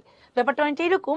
হাইড্রা কি করবে, ওর কোষিকা দিয়ে প্রথমে ভিত্তিকে ধরবে, পদচাকতিটাকে কোষিকার কাছে আনবে, একটা লুপ তৈরি করে আবার কাছে চলে আসবে, ঠিক আছে। আবার কোষিকা দিয়ে পদচাকতি বা ভিত্তিকে ধরবে, পদচাকতি কাছে এনে কাছে চলে আসবে। এরকম যে শুয়োপোকা এরকম আস্তে আস্তে করে উপরে উঠে একটা একটা লুপ তৈরি করে ওরা সামনের দিকে আগাবে। কিন্তু সমারসল্টিং মানে ডিগবাজি, ঠিক আছে, ডিগবাজি। ধরো এরকম হাইটা দাঁড়িয়ে আছে, উপরটা মাথা, নিচে পাদচাকতি, টুক একটা লুপ, টুক আইটা লুপ। তাহলে এই যে লাফ দিয়ে দিয়ে যাচ্ছে, আগের অবস্থানে আসতে দুইটা লুপ তৈরি করতে হয়। তাহলে সমারসল্টিং আমরা কয়টা লুপ পাচ্ছি, দুইটা লুপ পাচ্ছি। আমাদের হলিক্রসে একজন কেমিস্ট্রি স্যার ছিলেন যার নাম ছিল নিউটন স্যার, মানে তার নাম হচ্ছে নিউটন কিন্তু সে পড়াইতো হচ্ছে কেমিস্ট্রি। তো একবার আমাদের বায়োলজি পরীক্ষায় স্যার গার্ড পড়েছেন আর আমাদের পরীক্ষায় আসছিল সমারসল্টিং। তখন স্যার আমাদের প্রশ্ন দেখে বলে যে আচ্ছা চিন্তা করো তো, হাইড্রা যদি লুঙ্গি পরে সমারসল্টিং দেয় কেমন হবে। পরে আমি চিন্তা করে আর কিছু বুঝতে পারি নাই, আবার হচ্ছে কি লেখা শুরু করছি, ঠিক আছে। আচ্ছা, মনে রাখবা কিভাবে মিতু, এইচএস এর সময় যেভাবে পড়তা সেভাবে মনে রাখবা। হ্যাঁ, কাশি সেটা তো পড়তেই হবে যদি পরীক্ষা দিতে চাও। তাহলে চলো আমরা চলে যাই আমাদের পরবর্তী প্রশ্নে। কোন চলনকে অ্যামিবয়েড চলন বলে বা শামুকের মতো চলন বলে? তাহলে শামুকের মতো চলন কোনটা, গ্লাইডিং বা অ্যামিবয়েড চলন, ঠিক আছে। তাহলে এই দুইটার পার্থক্য তোমাদের বইতে সুন্দর করে দেওয়া আছে। এই দুইটার পার্থক্য আমরা পার্থক্যের ছকটা রিটেনের জন্য পড়ে ফেলবো। ভাষা হচ্ছে নিচের দিকে ভেসে থাকে, কৌশিকা দিয়ে সাঁতার কাটে, হামাগুড়ি দেয়। তাহলে কোন প্রক্রিয়া আরোহণ অবরোহণ করে? হামাগুড়ি। তার মানে ওরা গাছের নিচের ডাল থেকে উপরে উঠে, উপরের ডাল থেকে নিচে নামে। কোন পদ্ধতিতে কৌশিকাকে তারা পায়ের মতো ব্যবহার করে? হাঁটা। হাঁটার আরেক নাম কিন্তু নতমুখী চলন, এটা একবার মেডিকেলে এসেছিল যে কৌশিকাকে পায়ের মতো ব্যবহার করে হাঁটাকে কি বলে? নতমুখী চলন। সংকোচন প্রসারণ। কোনটি হাইড্রার অনিচ্ছাকৃত চলন, মানে হাইড্রা ওভাবে করতে চায় নাই কিন্তু ডুবে গেছে, ঠিক আছে। তাহলে ভাষার সময় ওরা যখন অ্যাক্সিডেন্টালি বুদবুদ তৈরি করে, বুদবুদটা পট করে ফেটে গেলে ডুবে যায়, এটাকে বলে ডুবা, ঠিক আছে। তাহলে লুপিং, সমারসল্টিং এই দুইটা একদম ভাজা ভাজা করে পড়ে ফেলবা, বোথ রিটেন এন্ড এমসিকিউ। বাকিগুলা থেকে আপু যে কিওয়ার্ড গুলা বলে দিলাম, যেমন শামুকের মতো চলন, কোনটিতে আরোহণ অবরোহণ সম্পন্ন হয়, কোনটিতে কৌশিকাকে পায়ের মতো ব্যবহার করে, কোনটি অনিচ্ছাকৃত চলন, এবং কি পয়েন্টগুলা জাস্ট মনে রাখবা। এই যে দেখো একটা মাত্র লুপ, এখানে দুইটা লুপ, ঠিক আছে। এই যে দেখো ভেসে আছে বুদবুদ দিয়ে, সংকোচন প্রসারণ করে আরোহণ অবরোহণ, সাঁতার কৌশিকা দিয়ে, আরোহণ হাঁটা নতমুখী চলন। হাইড্রার জনন, আচ্ছা, যে কোনো জনন পদ্ধতি। হ্যাঁ হয়তো শফিউল, তুই কি কোনোদিন প্রশ্ন ব্যাংক দেখিস নাই? পিট্টি দিব। প্রশ্ন ব্যাংক জীবনে না দেখে বলে আপু এই অধ্যায় থেকে কি প্রশ্ন হয় নাকি, মানে আচ্ছা যাই হোক, এটা তো সবসময় প্যাচ লাগে মুস্তাফিজ, ইনশাল্লাহ এখন আর প্যাচ লাগবে না, ঠিক আছে। তাহলে দেখো যে কোনো জননকে আমরা দুইটা ভাগে ভাগ করতে পারি, একটা হলো অযৌন আর একটা হলো যৌন। আমরা একটু আগে পড়েছিলাম যে হাইড্রা যখন গরমকালে বেশি খানা দানা করে, আম কাঁঠাল খায় গ্রীষ্মকালে, তখন ওদের কি তৈরি হয়? ভুঁড়ি। সেই ভুঁড়িটা হচ্ছে মুকুল, ঠিক আছে। ওরা মুকুল তৈরি করে। দেখো এখানে একটা জিনিস ঘাপলা লাগে, যদি বলে মুকুল তৈরি থেকে শুরু করে শিশু হাইড্রার স্বাধীন জীবন যাপনে কত সময় লাগে, তার মানে মুকুল তৈরি হবে, বাচ্চাটা তৈরি হবে, বাচ্চাটা আলাদা হয়ে নিজের পায়ে নিজে দাঁড়াবে, এই পুরো প্রক্রিয়ায় সময় লাগে 3 সপ্তাহ। আর শুধু মুকুল তৈরি হতে সময় লাগে 2 থেকে 3 দিন। প্রশ্ন ভালো করে পড়বা, ঠিক আছে। যদি বলে মুকুল উদ্গম সম্পন্ন হতে কত সময় লাগে, 2 থেকে 3 দিন। শিশু হাইড্রার স্বাধীনভাবে জীবন যাপনে কত সময় লাগে, এটা হবে 3 সপ্তাহ, ঠিক আছে। মনে থাকে না রিদিতা, বারবার পড়তে হবে। আমরা তো মানুষ, তাই না? আমরা তো আর কম্পিউটার না, কম্পিউটার তো মানুষই আবিষ্কার করেছেন। এই পড়াগুলো তুমি যদি বারবার পড়ো, দেখবা যে 4টা অপশন দেখলে ইনশাল্লাহ মনে পড়বে। এখন অনেক কিছু একসাথে পড়ো তো এই জন্য মনে হয় যেন কিছুই মনে থাকতেছে না, কিন্তু তুমি যখন পার্টিকুলারলি একটা প্রশ্নের উপরে কনসেন্ট্রেট করে 4টা অপশন পড়ে তুমি উত্তর করবা, তখন দেখবা যে ইনশাল্লাহ মনে থাকতেছে, ঠিক আছে। আচ্ছা, অ্যাক্রোবেট মানে হচ্ছে যারা এক্সারসাইজ করে, তারা হচ্ছে লাফায় লাফায় ডিগবাজি দেয়, এই জন্য ওটাকে অ্যাক্রোবেট চলন বলে। রেচন অঙ্গ নির্দিষ্ট নাই কেন? কারণ ওটা তো গরিবস আজম, ওদেরকে তো আল্লাহ কিচ্ছু দেন নাই, শুধু সিলেন্টেরন দিয়েছেন, এই জন্য ওরা ব্যাপন প্রক্রিয়ায় রেচন করে, ঠিক আছে। আচ্ছা, এবার দেখো কি বলা হচ্ছে। হঠাৎ করে দৈবাত অ্যাক্সিডেন্টালি একটা হাইড্রা পেট বরাবর কেটে গেল, তখন দুইটা হাইড্রা তোমাকে বলবে হাই, এটা হলো অনুপ্রস্থ বিভাজন। একটা হাইড্রা লম্বালম্বি কেটে গেল, তখন দুইটা হাইড্রা তোমাকে বলবে হাই, এটাকে বলে অনুদৈর্ঘ্য বিভাজন। ওকে, তার মানে যদি বলে যে কোন প্রক্রিয়াটি অ্যাক্সিডেন্টালি সংঘটিত হয়, দৈবাত দুর্ঘটনাক্রমে, এটা হলো বিভাজন। তো অনেকে প্রশ্ন করে, আপু হাইড্রা কি তাহলে মরে না, হাইড্রা কি তাহলে মৃত্যু নেই? এরকম হলে তো পুরো পৃথিবী হাইড্রা দিয়ে ভরে যাওয়ার কথা। না, হাইড্রার যদি পুষ্টির অভাব হয়, হাইড্রাকে তুমি যদি আগুনে জ্বালিয়ে দাও, তাহলে কিন্তু হাইড্রা মরে যাবে। শুধুমাত্র তুমি ওরা কাইটা কুইটা মারতে পারবা না। এবার আসি যৌন প্রজননে। যে কোনো যৌন প্রজননের ধাপ হলো 3টা। জেনেসিস মানে তৈরি বা সংশ্লেষণ, গ্যামিট মানে জনন কোষ। তাহলে শুক্রাণু বা ডিম্বাণু তৈরির পদ্ধতিকে আমরা কি বলবো? গ্যামেটোজেনেসিস। আমার শুক্রাণু ডিম্বাণু পেয়ে গেলাম আমি কোন ঋতুতে? শীতকালে, তার সাথে হেমন্ত শরৎ আছে। এবার 24 থেকে 48 ঘন্টার মধ্যে নিষেক হবে। নিষেক না হলে দুজনেই বলবে আচ্ছা চলতা হো, দু আমি ইয়াদ রাখনা, শেষ। এরপরে বাবু হাইড্রাটা বড় হবে এবং ওদের যে ক্লিভেজ হবে, বিভাজন হবে, সেটা হলো হলোব্লাস্টিক, মানে লিকার ছড়ায় চারপাশ থেকে, জাইগোটা চারপাশ থেকে বিভাজিত হবে। যে কোনো একদিকে বিভাজন হলে তাকে বলে মেরোব্লাস্টিক। আমাদের জাইগোটটা এক কোষী, তাই না? হাইড্রা তো বহুকোষী। তো এক কোষী জাইগোটকে বহুকোষী হাইড্রাতে পরিণত হতে হলে তো মাইটোসিস করতে হবে। এই মাইটোসিসকে বলে ক্লিভেজ। ক্লিভেজটা চারপাশ থেকে হলে হলোব্লাস্টিক, যে কোনো একদিকে হলে তাকে আমরা বলি মেরোব্লাস্টিক। তাহলে খেয়াল করো,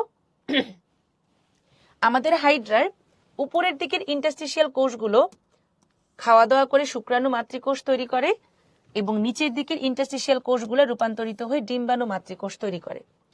ওরা মাইটোসিস প্রক্রিয়া বিভাজিত হয়ে কয়েকটি স্পার্মাটোগোনিয়া আর ওগোনিয়া তৈরি করবে। মনে রাখবা, যতক্ষণ না পর্যন্ত আমরা মায়োসিস উচ্চারণ করব, ততক্ষণ পর্যন্ত সবাই ডিপ্লয়েড। মাকে আমরা এক্সট্রা ভালোবাসি, তাহলে মাতৃকোষ মানেই diploid, spermatogonia diploid, oogonia diploid. Meiosis উচ্চারণ না করা পর্যন্ত সবাই ডিপ্লয়েড। এইবার মায়োসিস করে আমাদের প্রাইমারি স্পার্মাটোসাইট যেটা আছে, সেই প্রাইমারি স্পার্মাটোসাইট থেকে তৈরি হবে একটা সেকেন্ডারি স্পার্মাটোসাইট, দুইটা সেকেন্ডারি স্পার্মাটোসাইট তৈরি হবে। এরা কিন্তু এবার হ্যাপ্লয়েড। এটার উপর এবার হবে মায়োসিস 2। এবার আমরা পেয়ে যাব কয়টা বলতো? 4টা স্পার্মাটিড। ওরা স্পার্মিওজেনেসিস প্রক্রিয়ায় রূপান্তরিত হয়ে তৈরি করবে 4টা শুক্রাণু। তাহলে এখান থেকে পরীক্ষায় প্রশ্ন আসবে, প্রাইমারি একটি স্পার্মাটোসাইট থেকে কতটি শুক্রাণু তৈরি হয়? 4টি। কিন্তু এখানে ঘাপলা আছে। ঘাপলাটা কোথায় দেখো? মেয়েদের ক্ষেত্রে বা ওজেনেসিসের ক্ষেত্রে কি হবে, প্রাইমারি ওসাইটটা যখন মেয়োসিস করবে, সেখানে আমরা দুইটার পরিবর্তে পাবো একটা সেকেন্ডারি ওসাইট আর একটা পোলার বডি ছোট্ট, একটা সেকেন্ডারি ওসাইট আরেকটা পাবো পোলার বডি ছোট্ট। ওরা যখন মায়োসিস 2 করবে, মায়োসিস 2 করে এবার আমরা পাবো একটা ওভাম আরেকটা পোলার বডি। পোলার বডি থেকে পাবো আমরা আরো দুইটা পোলার বডি। মাইয়ার বডিতে পোলার বডি, এই কোষ্ঠে পোলার বডিগুলো নষ্ট হয়ে যায়। তাহলে কাহিনী কি হইল? স্পার্মাটোজেনেসিস বা শুক্রাণু তৈরির পদ্ধতিতে আমরা একটা প্রাইমারি স্পার্মাটোসাইট থেকে 4টা শুক্রাণু পাবো, 4টাই বড় হবে। দেখবা ছেলেদের মধ্যে ফ্রেন্ডশিপ কি একটু গাঢ় হয়, তাই না? ছেলেগুলো মারামারি করে একটা একটা দাঁত টাত ফেলাই দিয়ে দেখবে পরের দিন টং দোকানে বসে বসে কি সুন্দর ঘাড়ে ঘাড়ে হাত রেখে চা খাইতেছে। আর মেয়েদের বাবারে, একবার যদি তুমি মনে মনে বা তুমি মুখে কিছু কইয়া থাকো, দেখবা যে ফেসবুকে ব্লক মারছে তোমারে, আর এই ব্লক খুলবে না। সামনাসামনি তোমাকে খুব ভাব দেখাবে, আরে দোস্ত কেমন আছিস, কিন্তু পিছনে পিছনে দিয়ে ঠিকই ছোড়া মারবে। এই জন্য মেয়েদের ফ্রেন্ডশিপ একটু কম, মানে একটু দুর্বল হয়। এই জন্য একটা প্রাইমারি ও সাইড থেকে আমরা মাত্র একটা ও টিপবো, ওভাম পাবো, বাকি 3টা কি হয়ে যাবে? নষ্ট হয়ে যাবে। এটাই কিন্তু কি আসে বলতো? তোমার হচ্ছে এমসিকিউতে আসে। ঠিক আছে, আর একটু ডিপে বুঝান শামিম, আর কত ডিপে বুঝাবো রে? এভাবে করে বুঝাইতে গেলে তোমার তো মানে কিভাবে আসতেছে সেটা তো বলতেছি আপু, যে ইন্টারস্টিশিয়াল কোষটা বিভাজিত হয়ে তৈরি হচ্ছে। হাইড্রার প্রজননটা তো এরকমই হয়। তোমার কি মুকুলোদ্গম পুরাটা আসবে? মুকুলোদ্গম পুরাটা তো আসবে না। আমাদের শুধু জানতে হবে যে কোন ঋতুতে হয়, কতটুকু সময় লাগে। ঠিক আছে, দৈবাত মানে হঠাৎ করে, অ্যাক্সিডেন্টালি বোন না। আচ্ছা, মনে থাকে না 2-3 দিন পর, তখন তুমি পরীক্ষা দিয়ে ফেলবা খাদিজা। যে অধ্যায়টা মনে থাকে না 2-3 দিন পর, সেটা আবার একটা পরীক্ষা দিয়ে ফেলবা। ঠিক আছে, আচ্ছা, এটা দিবস, এটা হলো শীর্ষের একটা তোমার হচ্ছে কি মানে সূক্ষ্ম অংশ। যখন শুক্রাণুগুলা তৈরি হয় তখন শীর্ষে একটা সূক্ষ্ম অংশ তৈরি করে, যাকে বলা হয়েছে নিপল। এটা হলো তোমার শুক্রাশয়ের চূড়াকে বোঝায়, অ্যাপেক্সকে বোঝায়। হ্যাঁ মরবে রাফিয়া, তুমি জুস বানিয়ে দেখতে পারো। ঠিক আছে, তাহলে দেখো আমরা কি বললাম, এই যে তোমার শুক্রাণু ডিম্বাণু মিলিত হয়ে তৈরি করবে জাইগোট ডিপ্লয়েড। এই জাইগোটটা যখন বারবার বারবার মাইটোসিস করবে বা ক্লিভেজ করবে, ওরা তৈরি করবে 1টা থেকে 2টা, 2টা থেকে 4টা, 4টা থেকে 8টা, 8টা থেকে 16টা কোষ। এই 16 কোষীয় দশাকে আমরা বলি মরুলা। মরুলা থেকে ব্লাস্টুলা, বা ব্লাস্টুলা থেকে গ্যাস্ট্রুলা, গ্যাস্ট্রুলা থেকে বেবি হাইড্রুলা। তাহলে বসন্তের আগমনে হাইড্রুলার আগমন ঘটবে, এবং এই হাইড্রুলাটা যখন মাতা হাইড্রার সাথে যুক্ত থাকে তখন মাতা হাইড্রার সাথে যুক্ত অবস্থায় ওদেরকে আমরা বলি স্টেরিও গ্যাস্ট্রুলা। কি বলবো বলতো? Stereo gastrula. এবং এই মাতার সাথে যুক্ত অবস্থায় ওরা জেলির মতো কাইটিন নির্মিত সিস্ট দ্বারা আবৃত থাকে। ঠিক আছে, সিস্ট দ্বারা আবৃত থাকে। পরবর্তীতে সিস্ট ভেঙে বাবুটা আলাদা হয়ে যায়। তাহলে আমি আবার বলি, দেখো আমাদের হাইড্রার উপরের দিকের ইন্টারস্টিশিয়াল কোষগুলো বারবার বারবার বিভাজিত হয়ে তৈরি করে জনন মাতৃকোষ স্পার্মাটোগোনিয়া। সেটা খাবার দাবার করে মোটো ছোটো হয়ে তৈরি করবে প্রাইমারি স্পার্মাটোসাইট। মায়োসিস 1 করে সেকেন্ডারি স্পার্মাটোসাইট, মায়োসিস 2 করে তৈরি করবে স্পার্মাটিড বা শুক্রাণু। একটা প্রাইমারি স্পার্মাটোসাইট থেকে কতটি শুক্রাণু? 4টা। Primary spermatocyte diploid, secondary spermatocyte এবং স্পার্মাটিড শুক্রাণু সবাই হ্যাপ্লয়েড। ওজেনেসিসের ক্ষেত্রে আমরা প্রাইমারি ওজেনেসিস পাবো, প্রাইমারি ওসাইট পাবো, কিন্তু সেকেন্ডারি ওসাইট থেকে আমরা একটা একটা করে পাবো। একটা প্রাইমারি ওসাইট থেকে আমরা মাত্র একটা ওভাম পাবো। প্রাইমারি ওসাইট ডিপ্লয়েড, বাকি সবাই হ্যাপ্লয়েড। তাহলে দেখো, এখন হাইড্রাকে আমরা যদিও বলে থাকি যে হাইড্রা এক লিঙ্গ হতে পারে, উভলিঙ্গ হতে পারে, কিন্তু হাইড্রাতে কি কখনো স্বনিষেক হয় বলতো? একটা হাইড্রা কি কখনো তোমার স্বনিষেক করতে পারে বলতো? তাই নাকি আয়েশা? আচ্ছা রে, পড়ো।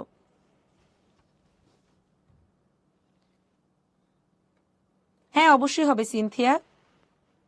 কনক, তোমাদের অনলাইন পোর্টালে দেওয়া আছে কখন হ্যাপ্লয়েড কখন ডিপ্লয়েড প্যাচ লেগে যায়। শুনো Samiha, primary spermatocyte primary oocyte পর্যন্ত সবাই তোমার ডিপ্লয়েড, এরপরে নিচের দিকে যারা আছে সবাই হ্যাপ্লয়েড।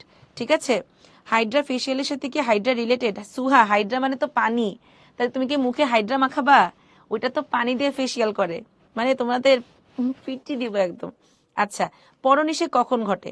দেখো, হ্যাঁ সিয়াম, বলতেছি তোমার প্রশ্নের উত্তর। হাইড্রা যদিও তোমার হচ্ছে উভলিঙ্গ, কিন্তু হাইড্রাতে কখনোই স্বনিষেক হবে না, কারণ শুক্রাশয়ের যখন মুড হয় তখন ডিম্বাশয়ের মুড হয় না, ডিম্বাশয় যখন মুড হয় তখন শুক্রাশয়ের মুড হয় না। সাপোজ এই শরৎকালে তোমার হচ্ছে গিয়ে এই হাইড্রার শুক্রাণু তোমার ডেভেলপড হইলো, কিন্তু ওই শরৎকালে আবার ডিম্বাণু ডেভেলপ হবে না, তখন সে কিভাবে নিষেক করবে? তাকে আরেকটা হাইড্রার হেল্প নিতে হবে। আবার ধরো পরের হেমন্তকালে ডিম্বাণু তৈরি হইলো, কিন্তু সেই হাইড্রার সেই হেমন্তকালে শুক্রাণু তৈরি হইলো না। মানে একই ঋতুতে একই সময় একই হাইড্রার শুক্রাণু ডিম্বাণু প্রস্ফুটিত হয় না, এই জন্য হাইড্রাতে কখনোই স্বনিষেক হবে না। যখন শুক্রাণুগুলা তৈরি হয় দেখো, ওরা বৃষ্টির পানিতে, সমুদ্রের পানিতে উড়ে উড়ে ঘুরে ঘুরে এক হাইড্রা থেকে আরেক হাইড্রা ডিম্বাণুতে ট্রান্সফার হয়। বুঝতে পেরেছো সিয়াম? ওরা বৃষ্টির পানিতে ভেসে তুষার বিন্দুর সাহায্যে উড়ে উড়ে ওরা হচ্ছে নিষেক করে। ঠিক আছে হিমেল, এখন যদি আমি তোমাকে অনলাইনে তোমার ট্রিটমেন্ট দিই, ওষুধ দেই, আল্লাহ না করে সেই ওষুধ তোমার কাজ না হইলে তোমরা তখন পরে বলবা যে সঞ্চারী আপু ভুল ওষুধ দেয়। পরে প্রথম আলোর ফ্রন্ট পেজে আপুর ছবি আসবে যে অনলাইনে শিক্ষার্থীদের ভুল চিকিৎসা প্রদানের দায়ে উদ্ভাস উন্মেষের শিক্ষক গ্রেফতার। পরে তোমরা আমার ছবি দেখে বলবা আল্লাহ মোটা পোটা কালকে ক্লাস নিছিল। এই জন্য সামনাসামনি আসলে ইনশাল্লাহ বলবো। ঠিক আছে, আচ্ছা, সিজন চেঞ্জ হলে তখন করতে পারে, কিন্তু আনিকা কখনোই একই সিজনে দুইটা প্রস্ফুটিত হবে না। ঠিক আছে, ওদের মুড আসে না একসাথে। তাহলে চলো আমরা দেখি আমাদের হাইড্রার মিথোজীবিতা। আচ্ছা, মিথোজীবিতা জিনিসটা কি? আমাদের ক্লোরোহাইড্রা ভিরিডিসিমা, যেটা কিনা সবুজ রঙের হাইড্রা, এবং জুওক্লোরিলা নামে শৈবাল, এই দুটা কি করবে? একসাথে বন্ধুত্ব করে বসবাস করে। এবার কাকে দিয়ে এক্সাম্পল দিব? সমদূরত্বে কিভাবে অবস্থান করবে? ওদের যখন শুক্রাণু তোমার মানে বের হবে তখন সেখান থেকে কিছু রাসায়নিক পদার্থ নিঃসৃত হয়, যেটার আকর্ষণে ওরা কাছাকাছি এবং সমদূরত্বে চলে আসে। ঠিক আছে, না রে, এটা পানিতে পাওয়া যায় সিনথিয়া, ওরা মিঠা পানিতে থাকে। হাইড্রা কি দুই রকম হবে? না রে কনক, দুই রকম প্রজননে আমরা যে হাইড্রা পাবো সেগুলো একই রকমই হবে। আচ্ছা, এবার ধরো তোমাদের সাথে তাহিয়া আর হচ্ছে গিয়ে তোমার সামিরান। ঠিক আছে, সামিরান হচ্ছে তাহিয়াকে বললো, তাহিয়া আমার তো থাকার জায়গা নাই, তুমি কিন্তু তোমার বাসায় আমাকে থাকতে দিবা? তখন তাহিয়া বললো ঠিক আছে, তুই আমার বাসায় থাকবি এক শর্তে, তুই আমাকে 3 বেলা বায়োলজি পড়াবি। তখন সামিরান তাহিয়াকে 3 বেলা করে বায়োলজি পড়ায়। তাহিয়া সামিরানকে সকালে কাচ্চি, দুপুরে তেহারি, রাতে খিচুড়ি খেতে দেয়। এরকম করে তোমার তাহিয়া আর সামিরানের সুখের সংসার চলছে। হঠাৎ করে একদিন দেখা গেল সামিরান কি করলো? তাহিয়াকে ঘর থেকে বের করে দিল। তাহলে কাহিনীটা কি হইলো? তাহিয়ার সামিরান যখন সুখে সংসার করছিল সেটা ছিল মিথোজীবিতা, আর যখন সামিরান তাহিয়াকে ঘর থেকে বের করে দিল, যে বলে না হিন্দিতে একটা কথা, জিস থাল মে খায়া উসি থাল মে ছেদ কিয়া, উপকারীর অপকার করলো, এটাকে বলে পরজীবিতা। তাহলে এরকম মিথোজীবিতা আমরা আরো অনেক জায়গায় পাই, তাই না বলো? হ্যাঁ আবিদা, হাইড্রার এক্সাক্ট কঙ্কাল থাকে না, ওদের মেসোগ্লিয়া থাকে, যেটা ওদের কঙ্কাল তন্ত্র হিসেবে কাজ করে। তাহলে বলো তো আমরা এরকম মিথজীবিতার কোথায় কোথায় পেয়েছি? আমরা এরকম মিথজীবিতার কোথায় কোথায় পেয়েছি? আমরা ওই যে রাইজোবিয়াম নামের একটা কি আছে বলতো, ব্যাকটেরিয়া আছে, ওরা উদ্ভিদের মূলে থাকে এবং সেখানে মিথজীবী হিসেবে বসবাস করে। আবার দেখো তাপসী কাকড়া এবং সি অ্যানিমন, তাপসী কাকড়া এবং সি অ্যানিমন, ওদের মধ্যে কি পাওয়া যায়? মিথজীবিতা পাওয়া যায়। তাহলে এই যে মিথজীবিতার এক্সাম্পল গুলো, এগুলো আমরা একটু ভালো করে পড়বো। আর আমরা তো লাইকেনের নাম শুনেছি, শৈবাল এবং ছত্রাক একত্রে লাইকেন। তাহলে এই যে আমাদের মিথজীবিতার উদাহরণগুলো পরীক্ষার জন্য গুরুত্বপূর্ণ। তাহলে আমাদের কে কিভাবে, হ্যাঁ সার্কার রেমোরা, ভেরি গুড ঝিমি। ভেনম কি মিথজীবী নাকি পরজীবী? পরজীবী হবে সাইমন। তাহলে যদি তোমাকে বলে হাইড্রা কিভাবে উপকৃত হচ্ছে, হাইড্রা শৈবালের খাবার খায়, শৈবালের কাছ থেকে অক্সিজেন নিয়ে শ্বসন করে, ওর কার্বন ডাই অক্সাইড এবং ময়লা আবর্জনা আমাদের শৈবাল পরিষ্কার করে দিচ্ছে। আর শৈবালের উপকার কিভাবে হবে দেখো, শৈবাল ওর গ্যাস্ট্রোডার্মিসে আশ্রয় নেয়, অন্ততকে শালক সংশ্লেষণের জন্য কার্বন ডাই অক্সাইড পায় এবং নাইট্রোজেন ঘটিত বর্জ্য দিয়ে ওরা খাদ্য তৈরি করে। তাহলে দেখো কি সুন্দর সুখের সংসার। আচ্ছা সাকার মাছ, হ্যাঁ মিথজীবিতা আছে রে। আদ্রিতা, আমাদের দেহের মাইটোকন্ড্রিয়া ক্লোরোপ্লাস্ট, ওইটা একটা আরেকটার মিথজীবী, এটাকে বলা হয়েছিল এন্ডোসিম্বায়োসিস। ভেনম মানে বিষ, ফাহিম। আচ্ছা তাহলে হাইড্রার দেহে মুকুল সৃষ্টি হয় কোন ঋতুতে বলো? হাইড্রার দেহের মুকুল কোন ঋতুতে পাবো আমরা? মুকুল মুকুল খানা দানা করবে, ভুঁড়ি বাড়বে গ্রীষ্মকালে। কোনটি হাইড্রার প্রজননের পদ্ধতি নয়? দেখি এটা অ্যান্সার করো।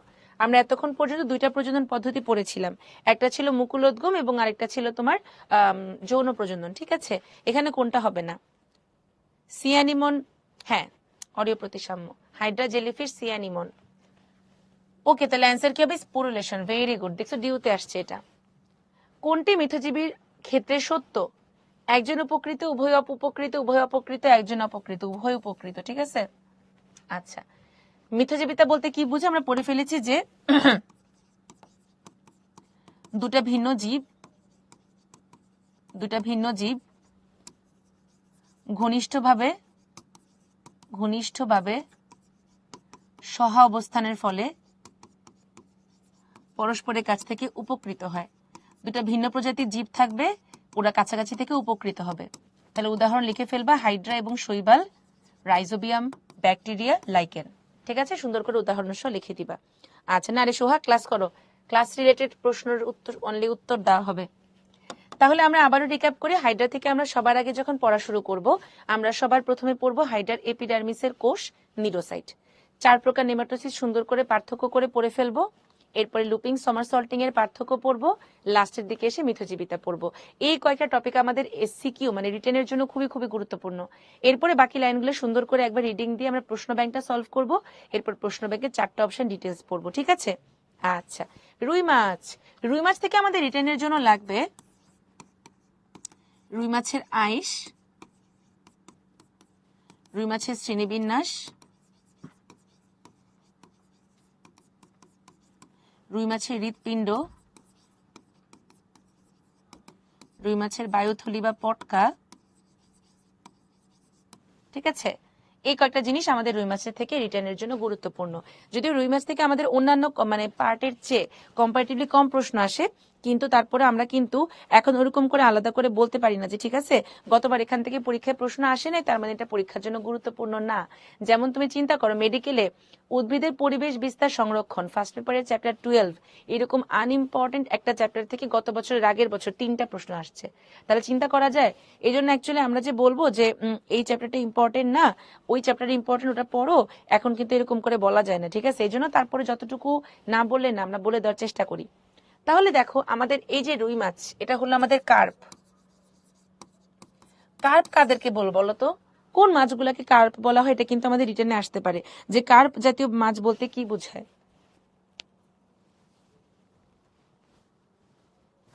আচ্ছা ভেরি গুড। কার্প মানে হচ্ছে যাদের মুখে দাঁত নেই, মুখে দাঁত নেই, ঠিক আছে? ভুমারে অনেক সময় থাকতে পারে।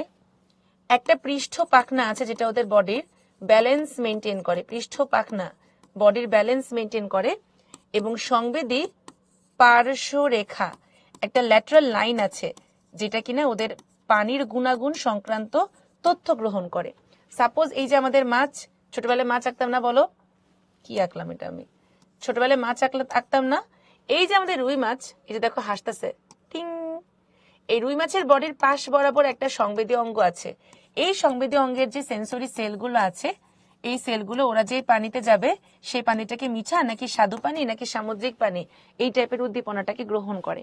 তাহলে ওদের মুখে যে কোনো প্রকৃত দাঁত নেই, সংবেদী পার্শ্বরেখা একটা অঙ্গ হিসেবে কাজ করছে, এবং ওদের কি আছে বলতো, ওদের আছে একটা পৃষ্ঠ পাখনা। এই জন্য ওদেরকে বলে কার্প জাতীয় মাছ। Very good জয়াপাল। হ্যাঁ, ওদের মাথায় মানে আঁশ থাকে না। হ্যাঁ, হবে ছুটি, প্রশ্ন ব্যাংক পড়বার সাথে সাথে। হ্যাঁ, অবশ্যই লাগবে সামিহা। তাহলে দেখো হাইড্রা শ্রেণীতাত্ত্বিক অবস্থান, এটা আমরা রিটার্নের জন্য পড়বো। রুই মাছের কি আছে দেখো, করডাটা। কেন করডাটা? কারণ ওরা প্রাণী। ভার্টিব্রাটা কেন? কারণ ওদের জীবনের কোনো না কোনো পর্যায়ে আমরা পৃষ্ঠ মধ্যরেখা বরাবর নটোকর্ড, ফুলকা রন্ধ্র এবং স্নায়ু রজ্জু পাবো জীবনের কোনো না কোনো পর্যায়ে। আমরা জানি আমাদের যতগুলো তোমার হচ্ছে ভার্টিব্রাটার শ্রেণী আছে, তার মধ্যে গুরুত্বপূর্ণ শ্রেণী হচ্ছে মাছের 3টা। পড়েছিলাম না চ্যাপ্টার 1 থেকে? ন্যাথোস্টোমাটা সুপার ক্লাসের যেই 7টা শ্রেণী আছে, কন্ড্রিকথিস, অ্যাক্টিনোপটেরিজি, সার্কোপটেরিজি, উভচর, সরীসৃপ, পাখি, স্তন্যপায়ী, এই ন্যাথোস্টোমাটা পুরাটা খুবই ভালো করে পড়বা, ঠিক আছে? স্পেশালি মাছের 3টা। তাহলে যাদের নটোকর্ডটা মেরুদণ্ড দ্বারা প্রতিস্থাপিত হয়, ওদেরকে কিন্তু আমরা ভার্টিব্রাটা বলতে পারি। অ্যাক্টিনোপটেরিজি মানে হলো রশ্মিময় পাখনা বিশিষ্ট মাছ। ওদের যে পাখনা আছে সেখানে আমরা শিরা উপশিরা হিসেবে রশ্মি পাই, এই জন্য ওদেরকে বলে রশ্মিময় পাখনা বিশিষ্ট মাছ। তাহলে বলো তো, পিণ্ডাকার পাখনা বিশিষ্ট মাছ কারা? পিণ্ডাকার পাখনা বিশিষ্ট মাছ কোনটা বলো তো?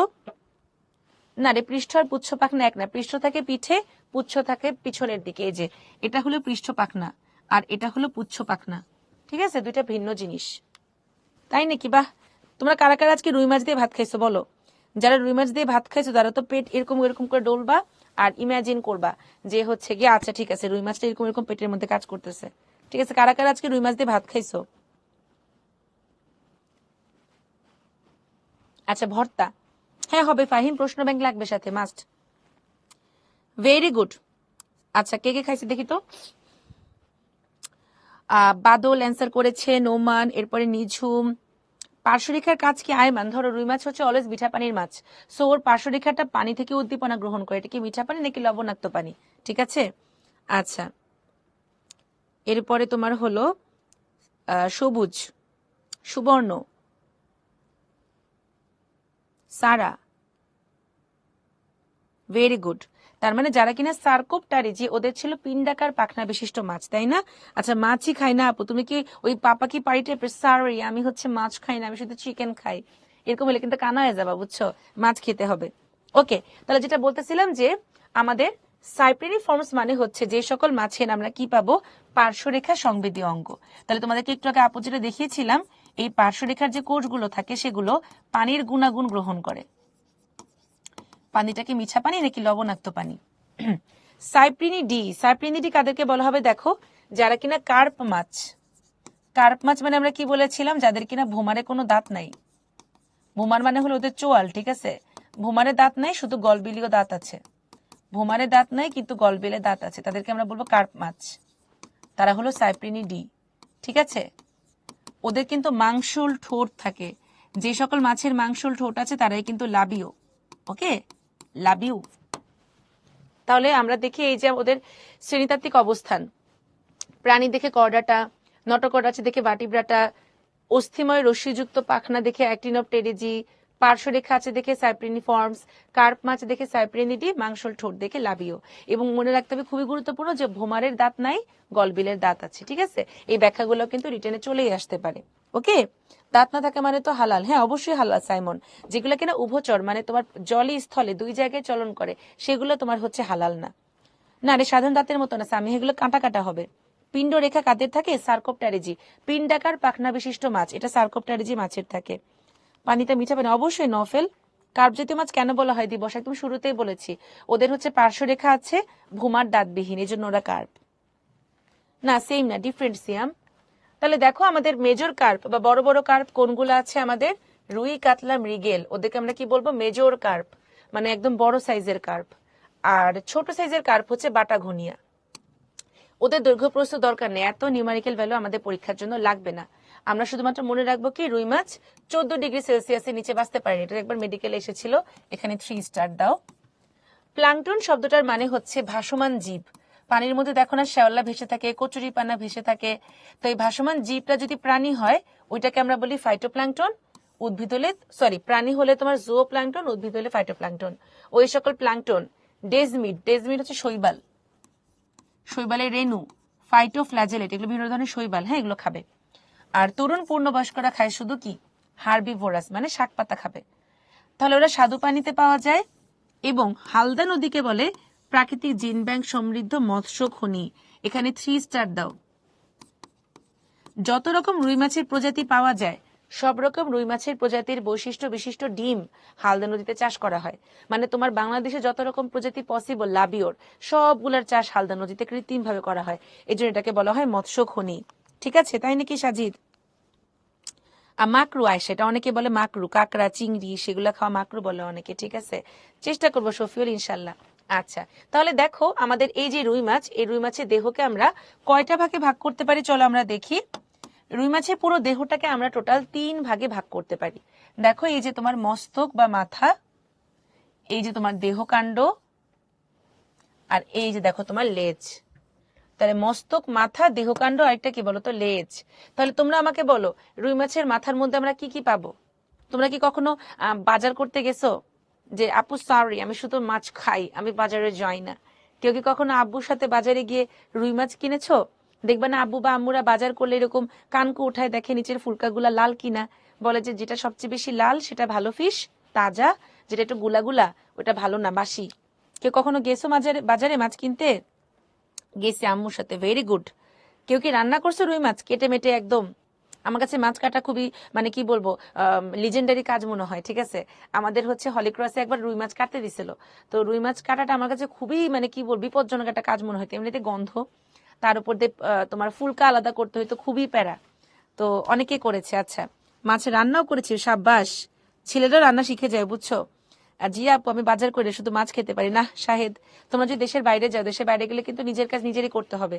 এবং এখন দেখবা ছেলেরা অনেক ভালো রান্না করে। ওই যে ফেসবুকে কিছু পেজ পাওয়া যায় না তোমার, হ্যাটম্যান কুকিং, তারপরে মাহিম মেক্স, দেখুন ওরা কি মজার মজার রান্না করে। আমি ওদেরকে দেখে চিন্তা করে ভাই এরা কি সুন্দর রান্না করে, আর আমি কিছুই পারি না, বেগুন খালি খেতেই পারি।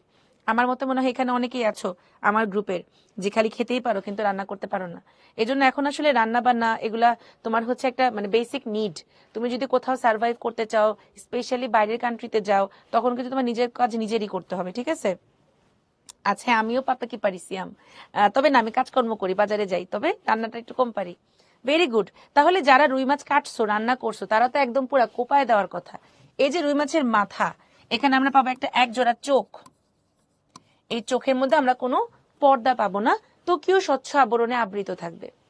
পাবো আমরা কি নাসারন্ধ্র, এই নাসারন্ধ্রটা ওদের নিঃশ্বাস নিতে সাহায্য করবে এক জোড়া। ওদের মাথায় কি কোনো আইস পাওয়া যাবে? না, কোনো আইস পাওয়া যাবে না। ওদের মুখে কিছু কি পাওয়া যায়, কিছু তোমার হলো তুন্ড অঞ্চলে ম্যাক্সিলারি বারবেল পাওয়া যায়। এই যে তুন্ড অঞ্চলে আমরা কি পাই, কিছু ম্যাক্সিলারি বারবেল এক জোড়া। এই ম্যাক্সিলারি বারবেল দেখে মাছ কেনে বুঝছো, তুন্ড অঞ্চলে পাওয়া যায়। তুন্ড মানে ওদের যেটা চোয়াল, তুন্ড বা ভোমার। এই যে দেখো ওদের যে কানকো, এই কানকো বরাবর যেটাকে আমরা ইংরেজিতে বলি অপারকুলাম, ভেতরে থাকে 4 জোড়া ফুলকা। এবং অপারকুলাম নিচের কিনারা ঘেঁষে থাকে ব্রাঙ্কিওস্টেগাল ঝিল্লি। ব্রঙ্কাস মানে তোমার শ্বসন বুঝছো, যেমন আমাদের ট্রাকিয়া থেকে কি ব্রঙ্কাস তৈরি হয়। এই যে ব্রাঙ্কিওস্টেগাল ঝিল্লি, এটা ওদের ফুলকাকে ঢেকে রাখতে সাহায্য করে। দেহকাণ্ডতে আমরা 5 রকমের পাখনা পাবো, আর এটা হলো ওদের লেজ, প্রধান চলন অঙ্গ। তাহলে এই যে যারা পৃষ্ঠ পাখনা নিয়ে কনফিউজ হচ্ছিলে, পৃষ্ঠ পাখনা, বক্ষ পাখনা, এরপরে তোমার শ্রোণী পাখনা, পায়ু পাখনা, দিস ইজ দা পুচ্ছ পাখনা। মনে রাখবা প দিয়ে যেগুলো পায়ু, পুচ্ছ, পৃষ্ঠ সবগুলো কি তোমার অযুগ্ম, মানে ওদের কোনো কাপল নাই, ওরা সিঙ্গেল। কেন আজ এত একা আমি? ঠিক আছে, পৃষ্ঠ পায়ু পুচ্ছ, পৃষ্ঠ পায়ু পুচ্ছ, প ফর সিঙ্গেল, প ফর সিঙ্গেল। তাহলে মিঙ্গেল কারা, যুগ্ম কারা, যুগ্ম হচ্ছে বাকিরা। একটা হলো বক্ষ পাখনা, আরেকটা হলো শ্রোণী পাখনা। তাহলে কোনটা যুগ্ম কোনটা অযুগ্ম পাখনা পরীক্ষার জন্য ভেরি ইম্পর্টেন্ট। প দিয়ে যতগুলো আছে পৃষ্ঠ পায়ু পুচ্ছ সবই কি সিঙ্গেল, অযুগ্ম, বাকি সবাই মিঙ্গেল। ঘাস কার্প মাছের তো দাঁত আছে, সবার তো না রে মশিউর, আমরা শুধু রুই মাছ নিয়ে পড়তেছি, ঠিক আছে। আচ্ছা, লাল থাকলে কি হয় আপু? কারণ ব্লাড সার্কুলেশন বেশি বাদল, বুঝছো, ব্লাড সার্কুলেশন বেশি মানে এটা তোমার টাটকা আছে। চোখ খাওয়া কি ঠিক, খেতে পারো প্রকাশ, সব মানে খারাপ না। তাহলে চলো আমরা চলে আসি আমাদের এই যে মাথার কাছে। তাহলে এই যে তিনটা অংশ যার মধ্যে আমরা মাথায় পাবো এক জোড়া নরম ছোট ম্যাক্সিলারি বার্বল পাবো, ঠিক আছে। মাথায় কোনো আইস পাবো না, এবং কানকের নিচের দিকে আমরা পাবো একটা ব্রাঙ্কিওস্টেগাল পর্দা। তাহলে রুই মাছের 5 ধরনের পাখনা, এটা আমরা একটা ছন্দ দিয়ে মনে রাখবো, ঠিক আছে। পাশে,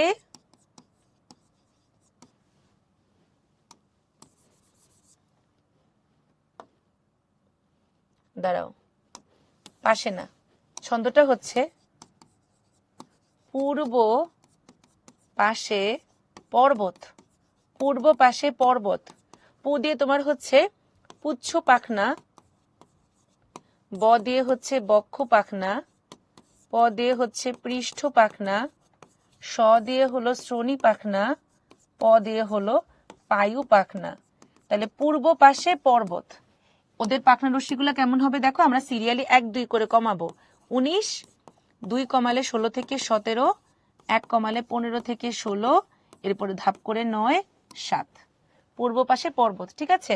তাহলে আমরা তো সবাই জানি যে পুচ্ছ পাখনা সবার পিছে, ওর মধ্যে সবচেয়ে বেশি পাখনা রশ্মি পাওয়া যাবে, সো 19টা। এরপরে দেখো তোমার বতে বক্ষ পাখনাতে 16 থেকে 17, পতে পৃষ্ঠতে আরেকটু কম, শ্রোণী 9, পায়ু 7। এর মধ্যে আমাদের এই যে পৃষ্ঠ পাখনা, এটা ওদের ভারসাম্য রক্ষাকারী অঙ্গ হিসেবে কাজ করবে, ব্যালেন্স রাখবে। ওদের যে স্ট্রিম লাইন আকৃতি, স্ট্রিম লাইন মানে এই যে মাছ যাচ্ছে মাছ যাচ্ছে উ উ এরকম করে স্রোতে কি হতে পারে, ওটা বেঁকে যেতে পারে না। তাহলে এই যে ওরা যাচ্ছে, ওদের যে প্রস্থচ্ছেদটা চওড়া, দৈর্ঘ্য অপেক্ষা বা প্রস্থ অপেক্ষা যে উচ্চতাটা বেশি, এটাকে বলে স্ট্রিম লাইন আকৃতি। এটার জন্য ভারসাম্য রক্ষা করে কে বলতো? ভারসাম্য রক্ষা করে পৃষ্ঠ পাখনা। আর এই যে পুচ্ছ পাখনা, এটাকে বলা হয় প্রধান চলন অঙ্গ, প্রধান চলন অঙ্গ। তাহলে এই যে পৃষ্ঠ পাখনা এবং পুচ্ছ পাখনা, দুইটা একটু ভালো করে পড়বা। এবং পুচ্ছ পাখনাটা কিন্তু হোমো সার্কাল, তাই না? দুইটা মাথা একই রকম, হোমো সার্কাল। হেটারো সার্কেল মানে একটা ছোট একটা বড়, হোমো সার্কেল মানে দুইটা ইকুয়াল। তাহলে লেজের শীর্ষে রয়েছে হোমো সার্কেল ধরনের পুচ্ছ পাখনা, এখানে স্টার দাও, এটা পরীক্ষার জন্য ভেরি ভেরি ইম্পর্টেন্ট, কোনটা যুগ্ম কোনটা অযুগ্ম। তাহলে তোমরা অ্যান্সার করো তো, নিচের কোনটি অযুগ্ম পাখনা নয়? বক্ষ পাখনা, শ্রোণী পাখনা, পৃষ্ঠ পাখনা, পায়ু পাখনা। নিচের কোনটি অযুগ্ম পাখনা নয়? বক্ষ পাখনা, সরি বক্ষ, পৃষ্ঠ, পায়ু, পুচ্ছ, বলো নিচের কোনটি অযুগ্ম পাখনা নয়? বক্ষ, পায়ু, পৃষ্ঠ, পুচ্ছ, নিচের কোনটি অযুগ্ম পাখনা নয়? বক্ষ, ভেরি গুড, বক্ষ, ঠিক আছে। তাহলে যুগ্ম অযুগ্ম এরকম মিক্সড করে দিয়ে দিবে। এবারে আমরা চলে আসি আইসের কাছে। রুই মাছের আইসে আমরা 2-3টা ক্ষেত্র পাই। একটা হলো অগ্রক্ষেত্র বা অ্যান্টেরিয়র ফিল্ড, পশ্চাৎ ক্ষেত্র বা পোস্টেরিয়র ফিল্ড, পার্শ্ব ক্ষেত্র বা ল্যাটারাল ফিল্ড। অগ্রক্ষেত্রটা কানেকটিভ টিস্যু বা যোজক কলা দ্বারা নির্মিত, যেটা কিনা তোমার হচ্ছে রুই মাছের ডার্মিস বা নদীর স্কিনে প্রবেশ করানো থাকে, ঠিক আছে। পশ্চাৎ ক্ষেত্রতে শক্তপোক্ত ডেন্টিন পাওয়া যায়, যেটা কিনা কি করবে বলতো, আমাদের আম্মুরা যখন মাছের আইস ছাড়ায় এই ডেন্টিনটাকে ছাড়ায়। তাহলে আমরা কি বলবো, অগ্রক্ষেত্র থাকে তোমার একদম পকেটের মধ্যে, ত্বকের ভেতরে, পশ্চাৎ প্রান্তটা থাকে উন্মুক্ত। ওদের যে কেন্দ্র, সেই কেন্দ্রটাকে আমরা বলি ফোকাস। এই ফোকাস থেকে চারপাশে ক্যালসিয়াম বা চুন জাতীয় পদার্থগুলো এই যে তোমার ছড়ায় গেছে, এগুলোকে আমরা বলি তোমার হচ্ছে সার্কুলাস বা বহুবচনে সার্কুলি, সার্কুলাস বা সার্কুলি। রুই মাছের যখন হ্যাপিওয়ালা বার্থডে হয়, সাপোজ 1 বছর, একটা সার্কুলাস স্পষ্ট হয়ে যায়, গাঢ় হয়, ওটাকে আমরা বলি অ্যানুলাস, ঠিক আছে। রুই মাছের যখন হ্যাপিওয়ালা বার্থডে হয়, তখন একটা করে সার্কুলাস গাঢ় হয়ে যায়, যেটাকে বলে অ্যানুলাস। এছাড়া আমরা গোল গোল ছাড়াও এরকম লম্বালম্বি ভাবে আরো কিছু পাখনা রশ্মির মতো দেখতে পাই, এগুলোকে বলা হয় তোমার রেডিয়াস বা বহুবচনে রেডি। তাহলে আমি আবার বলি, দেখো কি বলেছে এখানে, কেন্দ্রটাকে বলে ফোকাস, চারপাশে গোল গোল চূর্ণ আর কোলাজেন জমে তৈরি করে তোমার হচ্ছে সার্কুলাস, 1 বছর পূর্তি হলে একটা সার্কুলাস গাঢ় হয়ে তৈরি করে অ্যানুলাস, এবং লম্বালম্বি করে থাকে হচ্ছে রেডিয়াস বা রেডি।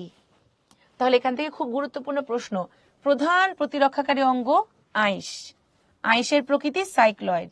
অনেকে বলে যে আপু অ্যাক্টিনম টেরিজিতে তো সাইক্লয়েডও পাওয়া যায়, টিনয়েডও পাওয়া যায়, তাহলে অপশনে দুইটাই থাকলে কোনটা দিব?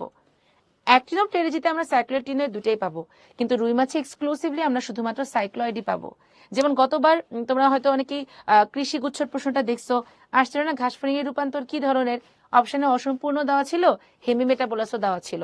এখন দুইটাই তো কারেক্ট অ্যান্সার, বাট তুমি যখন ওএমআরে একটা প্রশ্নের জন্য দুইটা উত্তর ফিল আপ করবা, তোমার মেশিন কখনোই তোমার ওএমআরকে রিড করবে না, ওটা তোমার বাতিল করে দিবে। এই জন্য এরকম ডাবল বা ট্রিপল অ্যান্সার পেলে একদম সিঙ্গেল বেস্ট, সবচেয়ে বেস্ট উত্তর যেটা হয় সেটাই উত্তর করতে হবে। তাহলে আমাদের সাইক্লয়েড টিনয়েড দুইটা থেকে আমরা কোনটা দিব? সাইক্লয়েড দিব, ঠিক আছে? তাহলে দেখো ওদের আইসটা হলো রূপালী বর্ণের, কেন্দ্র লালচে কিন্তু প্রান্ত কালচে। কখন ভালো হয় বৃদ্ধি? বসন্ত আর গ্রীষ্মকালে। কেন্দ্রকে বলা হয় ফোকাস এবং উঁচু রেখাগুলোকে বলা হয় সার্কুলাস। এটা কিন্তু অনেক সময় রিটেনে চলে আসতে পারে, ঠিক আছে? তাহলে থার্ড কুইজ, রুই মাছের আইসের রাসায়নিক উপাদান কোনটি? চূর্ণ কোলাজেন, চূর্ণ elastin, lipid protein, protein collagen. সবাই একটু ধূপধাপ অ্যান্সার করে ফেলো। রুই মাছের আইসের প্রধান উপাদান কি? জনন ছিদ্র কোথায় থাকে? আচ্ছা, বাঁক নিতে সাহায্য করে কোন পাখনাগুলো? এই যে আমাদের বক্ষ আর শ্রোণী পাখনা বাঁক নিতে সাহায্য করে। এবং দেখো আমরা যে ছিদ্রগুলো দেখার চেষ্টা করি, পায়ু, জনন, রেচন, পরপর থাকে পায়ু, জনন, রেচন। তাহলে পায়ু পাখনা যেই বরাবর সেই বরাবরই আমরা পাবো হচ্ছে গিয়ে কি তোমার রেচন ছিদ্র। পায়ু, জনন, রেচন এই পরপর ছিদ্রগুলা পাওয়া যাবে, ঠিক আছে?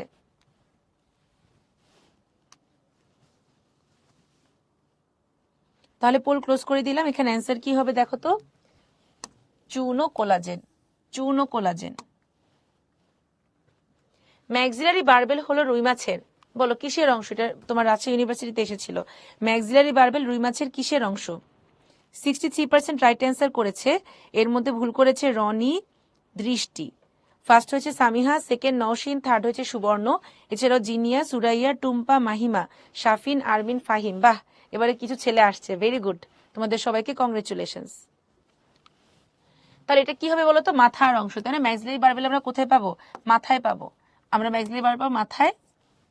এখানে তাহলে অ্যান্সার হবে চূর্ণ কোলাজেন। আচ্ছা, এবার চলে আসি হৃৎপিণ্ডের কাছে। অনেকের হৃৎপিণ্ড নিয়ে প্যারা, আপু হৃৎপিণ্ড মনে থাকে না, অনেক কঠিন, কিভাবে কি পড়বো? আমরা একদম মানে লজিক্যালি চিন্তা করার চেষ্টা করি। মাছের হৃৎপিণ্ডের কয়টা প্রকোষ্ঠ? মাছের, যে কোনো মাছের দুইটা। উভচর কি আর একটু ডেভেলপড? উভচরের হৃৎপিণ্ডে কয়টা প্রকোষ্ঠ? তিনটা। সরীসৃপ আর একটু ডেভেলপড হয়েছে, ওদের হৃৎপিণ্ডে প্রকোষ্ঠ কয়টা? অসম্পূর্ণভাবে চারটা। আর পাখিদের দেহে কয়টা? সম্পূর্ণ চারটা। স্তন্যপায়ী মানে মানুষ, ওদেরও সম্পূর্ণরূপে চারটা। তাহলে বুঝতে পেরেছো আমাদের হৃৎপিণ্ডটা কিভাবে আস্তে আস্তে বিবর্তন হচ্ছে। মাছের মাত্র দুইটা, উভচরের তিনটা, সরীসৃপের অসম্পূর্ণভাবে চারটা, পাখি এবং স্তন্যপায়ীর সম্পূর্ণরূপে চার প্রকোষ্ঠ বিশিষ্ট হৃৎপিণ্ড। ঘাসফড়িং এর কয়টা বলতো হৃৎপিণ্ডে প্রকোষ্ঠ? হৃদযন্ত্রে দিয়ে কার কার মনে আছে? অ্যানুলি, দিবস, আমাদের সার্কুলাস যেগুলো আছে আইসের, এরকম চুন কোলাজেন নির্মিত এরকম রেখাগুলো 1 বছর পূর্তি হলে একটা সার্কুলাস গাঢ় কালারের হয়ে যায়, ওইটাকে বলে অ্যানুলাস। অ্যানুয়ালি মানে বার্ষিক, প্রতি বছর। তাহলে যেই সার্কুলাস গুলো প্রতি বছর হ্যাপিওয়ালা বার্থডেতে গাঢ় হয়ে যায় ওইটাকে আমরা বলি অ্যানুলাস। Very good, 7, excellent. এভাবে করে কোরিলেট করে পড়তে হবে যে রুই মাছের 2 প্রকোষ্ঠ, মানুষের 4 প্রকোষ্ঠ, ঘাসফড়িং এর 7 প্রকোষ্ঠ। এগুলো কিন্তু পরীক্ষার জন্য ভেরি ভেরি ইম্পর্টেন্ট। এবং আমরা যখন জিনতত্ত্ব বিবর্তন পড়বো সেখানেও কিন্তু আমরা এই প্রকোষ্ঠগুলো দেখব। তাহলে দেখো রুই মাছের প্রকোষ্ঠ কিন্তু দুইটা। কয়টা? দুইটা। অ্যাট্রিয়াম, ভেন্ট্রিকল, একটা অলিন্দ এবং একটা নিলয়। তাহলে নিচের দিকে পাউচের মতো এটা কি? ওদের একটা উপপ্রকোষ্ঠ থাকে, মানে প্রকোষ্ঠের মতো না, ঠিক আছে? এই উপপ্রকোষ্ঠটাকে বলা হয় সাইনাস ভেনোসাস। তাহলে এটা কেন প্রকোষ্ঠ না? কারণ প্রকোষ্ঠের যেমন চওড়া, পুরুত্ব, ওদের যেরকম রক্ত পরিবহন করার ক্ষমতা থাকা দরকার, আমাদের সাইনাস ভেনোসাসে আমরা সেগুলো পাবো না। তাহলে সারা দেহ থেকে কার্বন ডাই অক্সাইড যুক্ত রক্তটা প্রথমে আসবে আমাদের কি? সাইনাস ভেনোসাস হয়ে সাইনোঅ্যাট্রিয়াল কপাটিকা দিয়ে অলিন্দ, অ্যাট্রিও ভেন্ট্রিকুলার কপাটিকা দিয়ে নিলয়। আমাদের হৃৎপিণ্ড থেকে অ্যাওর্টা বা মহাধমনী কি কোনা করে বের হয় না? বাঁক করে আর্চ অফ অ্যাওর্টা বের হয়। এই জন্য আমাদের অ্যাওটা হলো কোনা সাটারিওসাস, কোন করে বের হয়। ওদের যে ভেন্ট্রাল অ্যাওটা বা পশ্চাৎ অ্যাওটা, এটা এরকম কোন করে বের হয় না, দেখো ওর এই গোড়াটা একটু কি হয়ে যায়, শুধুমাত্র মোটা হয়ে যায়। এই যে মোটা গোড়া, এটাকে বলে বালবাস আর্টারিওসাস। তাহলে আমাদের অ্যাওটাটা কোনা করে বের হয়, দেখে কোনাস আর্টারিওসাস। ওদের ভেন্ট্রাল অ্যাওটার গোড়াটা এরকম বাল্ব আছে না, মানে তোমার লাইটের বাল্ব আমরা যে ইউজ করি কত ওয়াটের, 60 ওয়াট 70 ওয়াট, এই বাল্বের মতো মোটু হয়ে যায় দেখি, এটাকে বলে বালবাস আর্টারিওসাস। পরীক্ষায় আসবে রুই মাছের কোনটি নেই, সাইনাস ভেনোসাস, অলিন্দো, বালবাস আর্টারিওসাস, কোনাস আর্টারিওসাস। উত্তর হবে কোনাস আর্টারিওসাস। কোনাস আর্টারিওসাস মানে আর্চ অফ অ্যাওটা পাওয়া যায় মানুষে, আর বালবাস আর্টারিওসাস পাওয়া যায় রুই মাছে। তাহলে নিলয় থেকে রক্তটা ভেন্ট্রিকুলো বালবাস কপাটিকা দিয়ে ভেন্ট্রাল অ্যাওটা হয়ে চলে যাবে কোথায়, ফুলকাতে।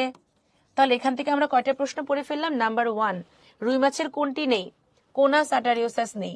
কোনটি আছে, বালবাস আর্টারিওসাস আছে। রুই মাছের হৃৎপিণ্ডে প্রথম রক্ত কোথায় প্রবেশ করে, সাইনাস ভেনোসাসে।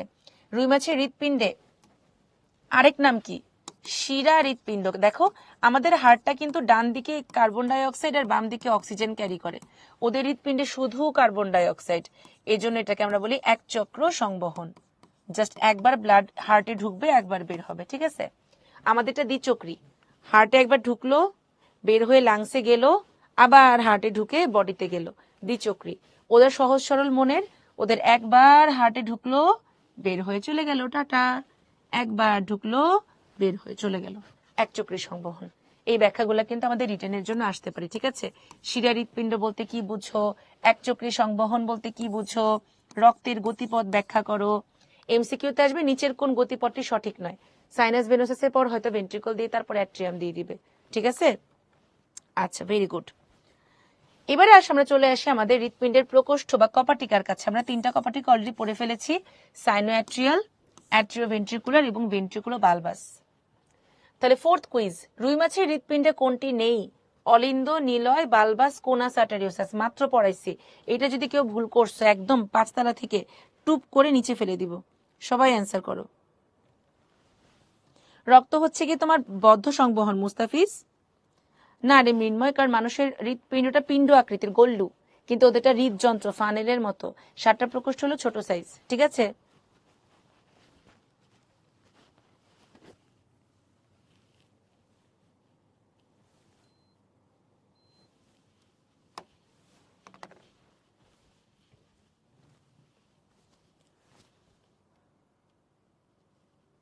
ভুল করে চাপ লেগে গেছে, স্লিপ অফ টাচ। আচ্ছা, ভুল করে দেখি তো কে কে মিস্টেক করেছে। আমরা একটু আগে পড়লাম ওদের কোনাস আর্টারিওসাস নেই, মাগার বালবাস আর্টারিওসাস পাওয়া যায়। কি অবস্থা দেখি তো সবার অ্যান্সারের।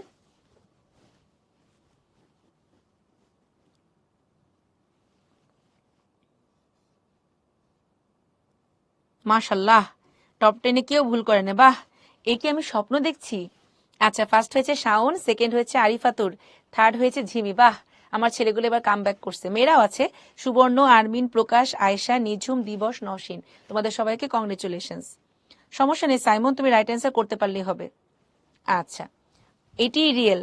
আচ্ছা, ওকে। দেখো কি বললাম, রুই মাছের সংবহন তন্ত্র। আমরা রুই মাছের সংবহন তন্ত্রকে 2 ভাগে ভাগ করতে পারি। একটা হলো ধমনীতন্ত্র, সরি, আরেকটা হলো শিরাতন্ত্র। বলতো রুই মাছের কোন রক্তকণিকাটা নাই, লোহিত, শ্বেত নাকি অনুচক্রিকা? রুই মাছের কোন রক্তকণিকাটা পাওয়া যায় না, লোহিত, শ্বেত নাকি অনুচক্রিকা? সমস্যা নেই, সাত মেইন পরীক্ষায় পারলেই হবে।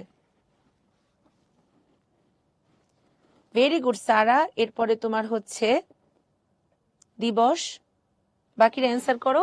রুই মাছের রক্ত কিন্তু বদ্ধ, ঠিক আছে।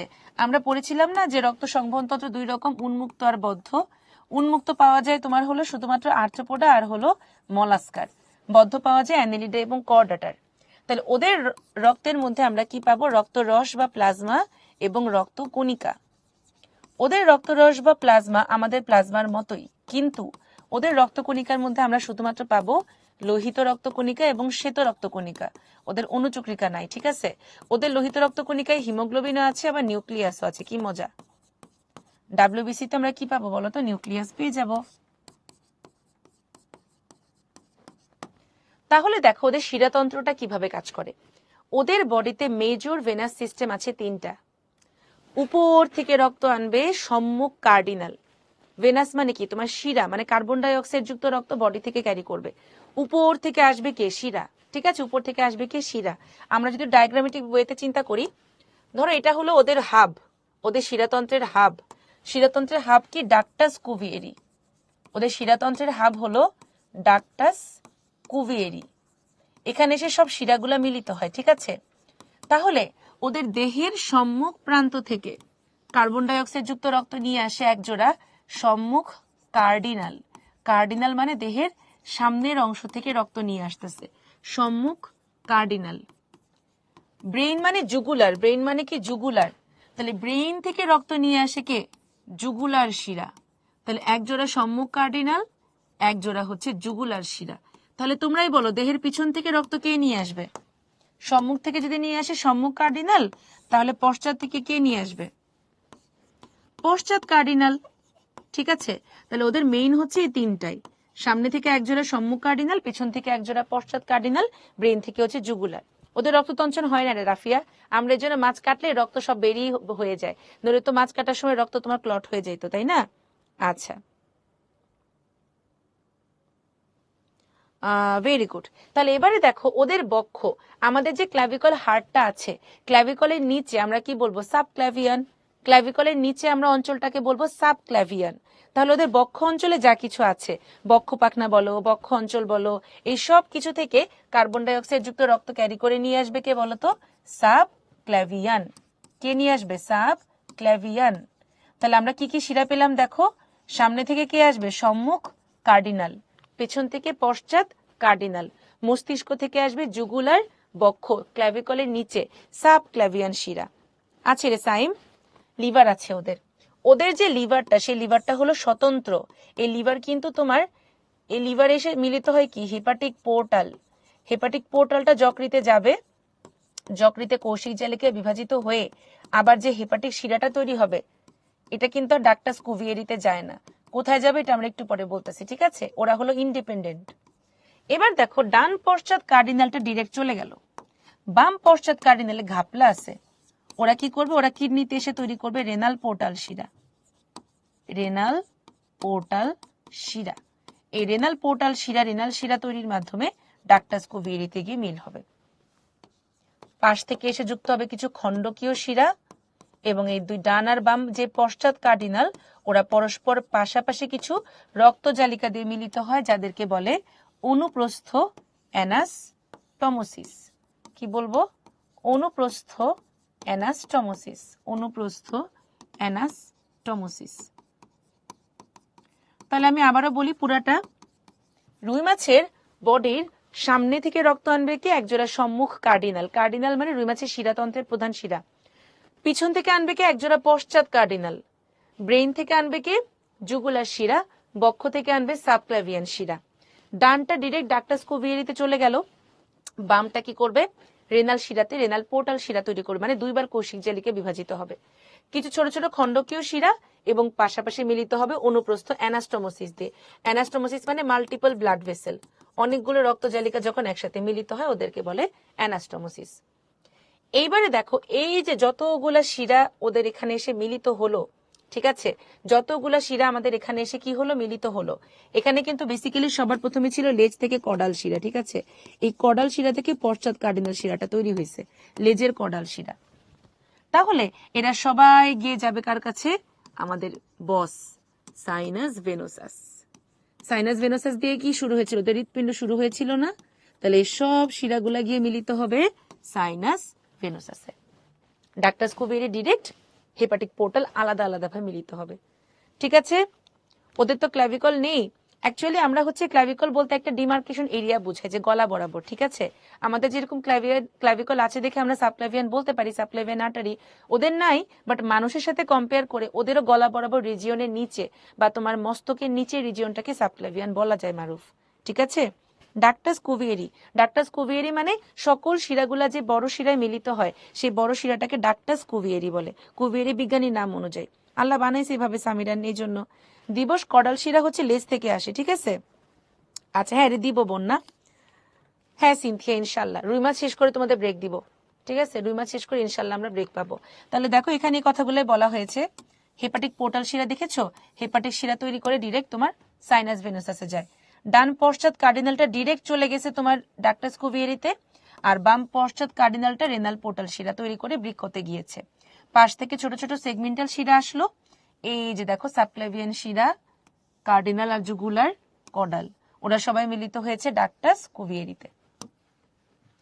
তাহলে দেখো আমাদের সাইনাস ভেনুসাসে রক্ত আসলো, এগুলো আমরা পড়ে ফেলেছি। একজোড়া সম্মুখ কার্ডিনাল, জুগুলার এবং একজোড়া পশ্চাৎ কার্ডিনাল সংগ্রহ হবে কোথায়? ডাক্টাস কুভিয়েরিতে, যেটা কিনা সাইনাস ভেনুসাসে রক্ত নিয়ে যাবে। পোর্টাল দুইটা, একটা হলো হেপাটিক আর একটা হলো রেনাল। বলতো মানুষের কোনটা আছে, হেপাটিক নাকি রেনাল নাকি দুইটাই? মানুষের কোন পোর্টাল শিরা থাকে বলতো, হেপাটিক, রেনাল নাকি দুইটাই? বলতো মানুষের কোনটা থাকে? রিমো একদম মেইন জিনিসগুলো পড়বা, যেমন তোমার হচ্ছে হৃৎপিণ্ডের কয়টা প্রকোষ্ঠ, ডাক্টাস কুভিয়েরি এসে কোথায় মিলিত হয়, এই একটু একটু করে পড়তে হবে জিনিসগুলো, ঠিক আছে? Very good. মানুষের শুধুমাত্র হেপাটিক আছে, মানুষের কিন্তু রেনাল নাই। মানুষের শুধুমাত্র কি পাওয়া যায়? হেপাটিক পাওয়া যায়। এক্সিলেন্ট, তোমরা তো পারো এইসব, কেন খামাখা এত ভয় পাও? এবারে দেখো আমরা যদি ওদের ধমনী তন্ত্রটা পড়ি, ওদের যে হৃৎপিণ্ড, সেই হৃৎপিণ্ডটা শুরু হয় সাইনাস ভেনোসাস দিয়ে। সেই সাইনাস ভেনোসাস থেকে শুরু হবে ওদের অলিন্দ,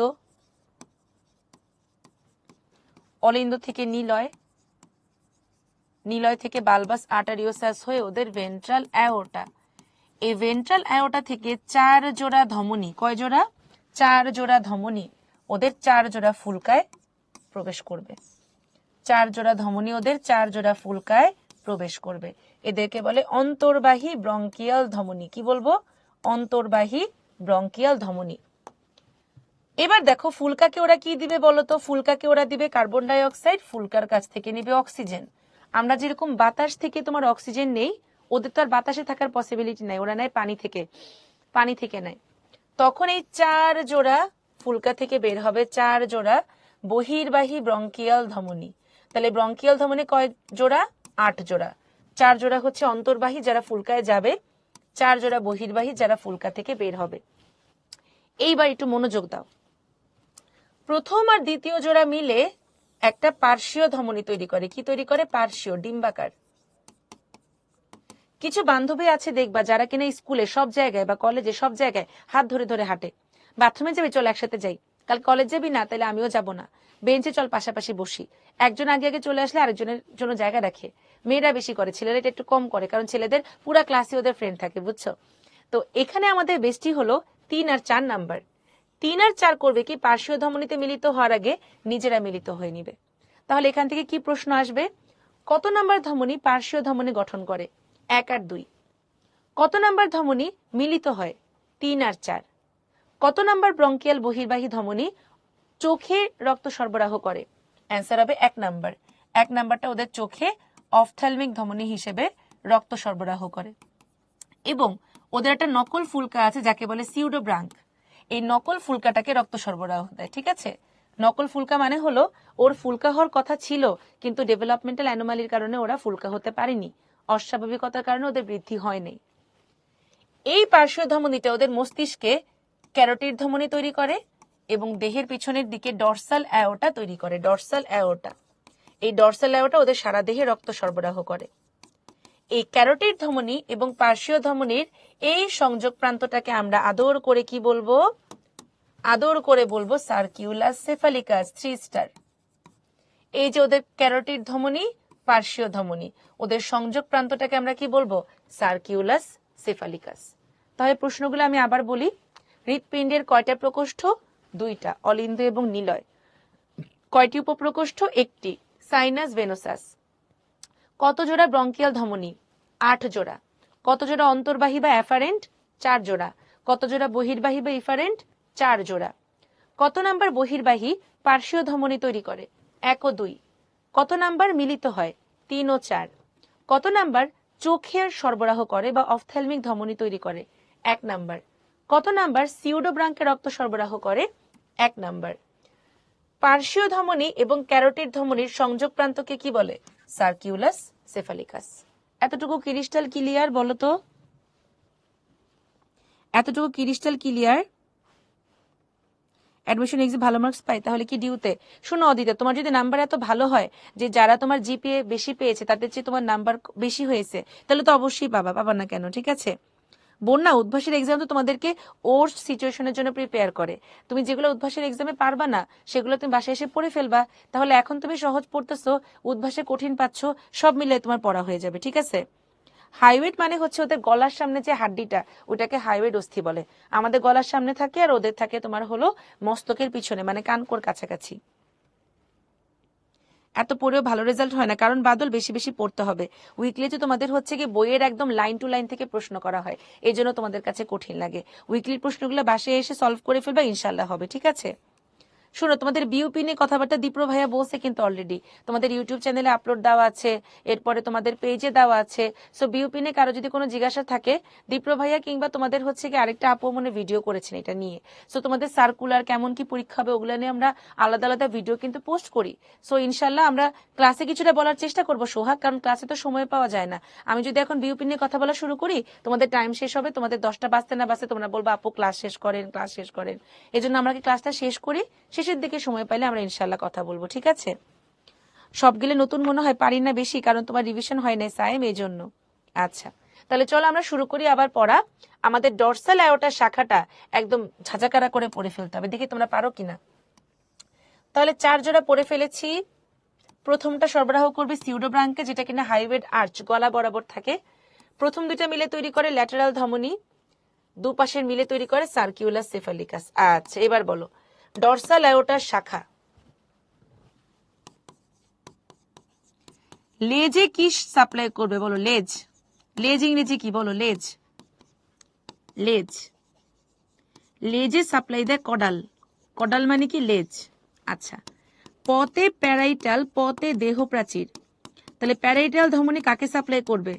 দেহ প্রাচীরকে, প্যারাইটাল প্রাচীর। এবার আসো ইলিয়াক। ইলিয়াক মানে কি? আমাদের শ্রোণী অস্থি চক্র না? তাহলে ইলিয়াক অঞ্চলে রক্ত সরবরাহ করবে কে বলো তো? শ্রোণী অঞ্চলে। ইলিয়াক ধমনী সাপ্লাই করবে শ্রোণী অঞ্চলে। আচ্ছা, এবার দেখো তোমার সিলিয়াকো মেসেন্টারিক। মেসেন্টারি বলতে পৌষ্টিক নালী বোঝায়, তাহলে ওদের পৌষ্টিক নালী, এরপরে যকৃৎ, অ্যাবডোমেন বা পেটের যে কোনো কিছুই সাপ্লাই, দেহকাণ্ডের যে কোনো কিছুকে সাপ্লাই করে সিলিয়াকো মেসেন্টারিক। পৌষ্টিক নালীকে সাপ্লাই দেয় সিলিয়াকো মেসেন্টারিক। এরপরে তোমার বৃক্ক, বৃক্ককে সাপ্লাই দেয় কে? রেনাল। Renal, renal. তাহলে দেখো আমরা কিন্তু মোটামুটি এই যে ডরসাল আয়োটার ব্রাঞ্চেস, এখানে দাও ইনফিনিটি স্টার, এখান থেকে যে কতবার প্রশ্ন আসছে যে তোমার লেজ অঞ্চলে সাপ্লাই দেয় কে? কডাল ধমনী, এবং শিরাও কিন্তু কডাল শিরা। দেহ প্রাচীর, পতে প্রাচীর, পতে প্যারাইটাল। ইলিয়াক মানে কি? আমাদের কোমরকে বলে ইলিয়াক, তাহলে ইলিয়াক ধমনী শ্রোণী অঞ্চলে। সিলিয়াকো মেসেন্টারি মানে হলো পেট, পৌষ্টিক নালী। রেনাল মানে বৃক্ক। আইটা লিখে নাও সাবক্লাভিয়ান। আমরা বলেছিলাম না ক্লাভিকলের নিচে বুক থাকে, তাহলে সাবক্লাভিয়ান ধমনী সাপ্লাই দেয় কোথায়? বক্ষ পাখনা, বক্ষ অঞ্চল, এসব জায়গায়। এখান থেকে অনেকবার প্রশ্নে আসছে। ঠিক আছে। আচ্ছা, রুই মাছের প্রতিদ্বন্দ্বিতা কি? প্রতিদ্বন্দ্বিতা কি মানে? ও আচ্ছা, প্রতিধ্বনি। ধরো ওরা পানিতে হাঁটতেছে, হঠাৎ করে ওরা দূরে কোনো একটা অবস্টাকল আছে কিনা সেটা ওরা জানতে চায়, তখন ওরা ওদের নিউম্যাটিক নালীদের শব্দ তৈরি করে, যাতে করে সেই শব্দটা প্রতিধ্বনি হয়ে ফেরত আসলে ওরা বুঝতে পারে যে সামনে কোনো বাধা বা অবস্টাকল আছে। ঠিক আছে। আচ্ছা, তাহলে এবারে চলো আমরা দেখি রুই মাছের হৃৎপিণ্ডে কোন অংশটি নেই। এটা তোমাদের কুইজও ছিল, কোনাস আর্টারি, সেটা ডিউতে আসছে। খুবই ইম্পর্টেন্ট প্রশ্ন। কডাল আর্টারি, দেখি এবার বলো কোন অংশে রক্ত সরবরাহ করে? দেখো এটা কতবার আসছে। এই যে একটু আগে ডরসাল আর্টারির ব্রাঞ্চগুলো বললাম না, এটা এবার দিবা যে কতবার পরীক্ষায় আসছে।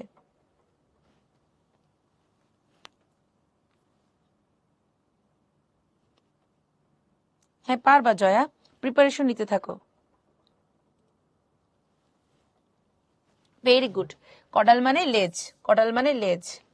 এবার দেখো সেম ইয়ারে আবার জেউতে এসেছে বক্ষচক্র। বক্ষচক্র মানে কি? সাবক্লাভিয়ান। প্যারাইটাল আমরা বলেছি দেহ প্রাচীর। সিলিয়াকো মেসেন্টারিক আমরা কি বলেছি? সিলিয়াকো মেসেন্টারিক আমরা বলেছি পৌষ্টিক নালী, এবং ইলিয়াক মানে হলো শ্রোণী অঞ্চল। আচ্ছা, রুই মাছের পাকস্থলীতে রক্ত সরবরাহকারী ধমনী।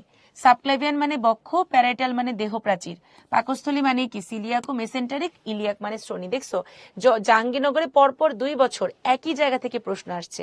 এই জন্য আমরা বলি যে বারবার প্রশ্ন ব্যাংক সলভ করো, কারণ প্রশ্ন কিন্তু হুবহু কমন আসবে না।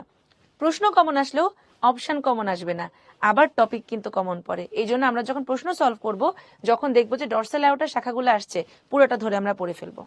আচ্ছা, রুই মাছের দেহ প্রাচীর, পথে প্যারাইটাল।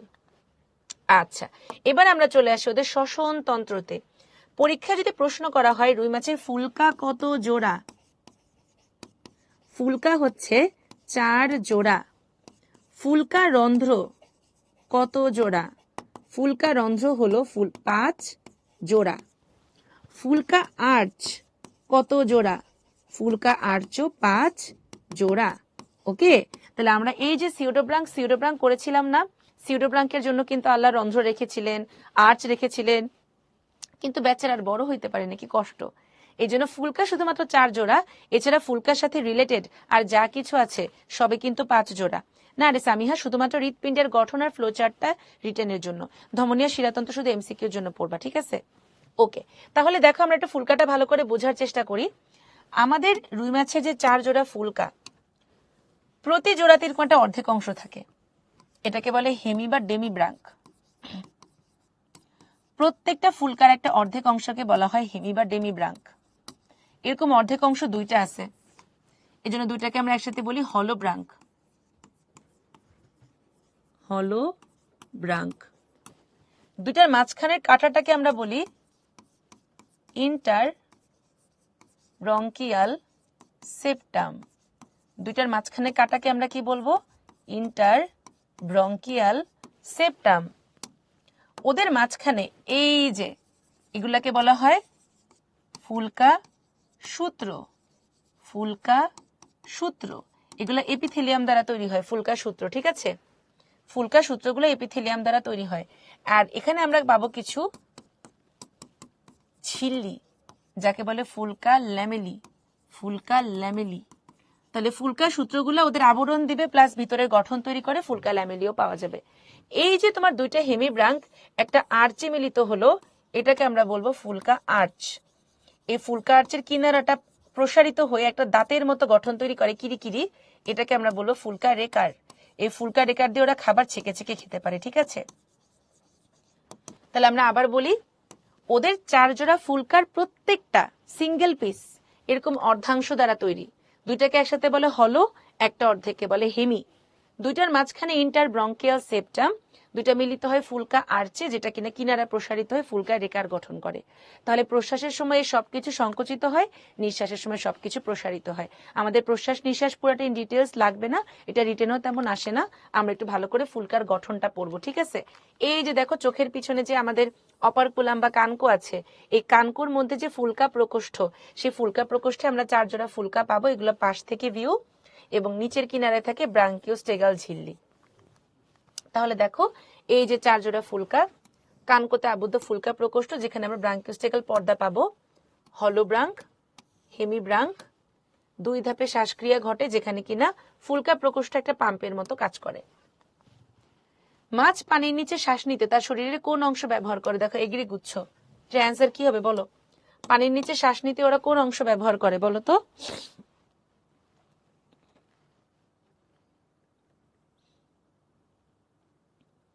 পানির নিচে শ্বাস নিতে ওরা কোন অংশ ব্যবহার করে বলো, অ্যান্সার কি হবে? ভেরি গুড, মাছের ফুলকা। ওরা ফুলকা দিয়ে কি করবে? পানির নিচে শ্বাস নিবে। ওকে, এবারে দেখো আমরা একদম লাস্টের দিকে চলে এসেছি, বায়ুথলি বা পটকা।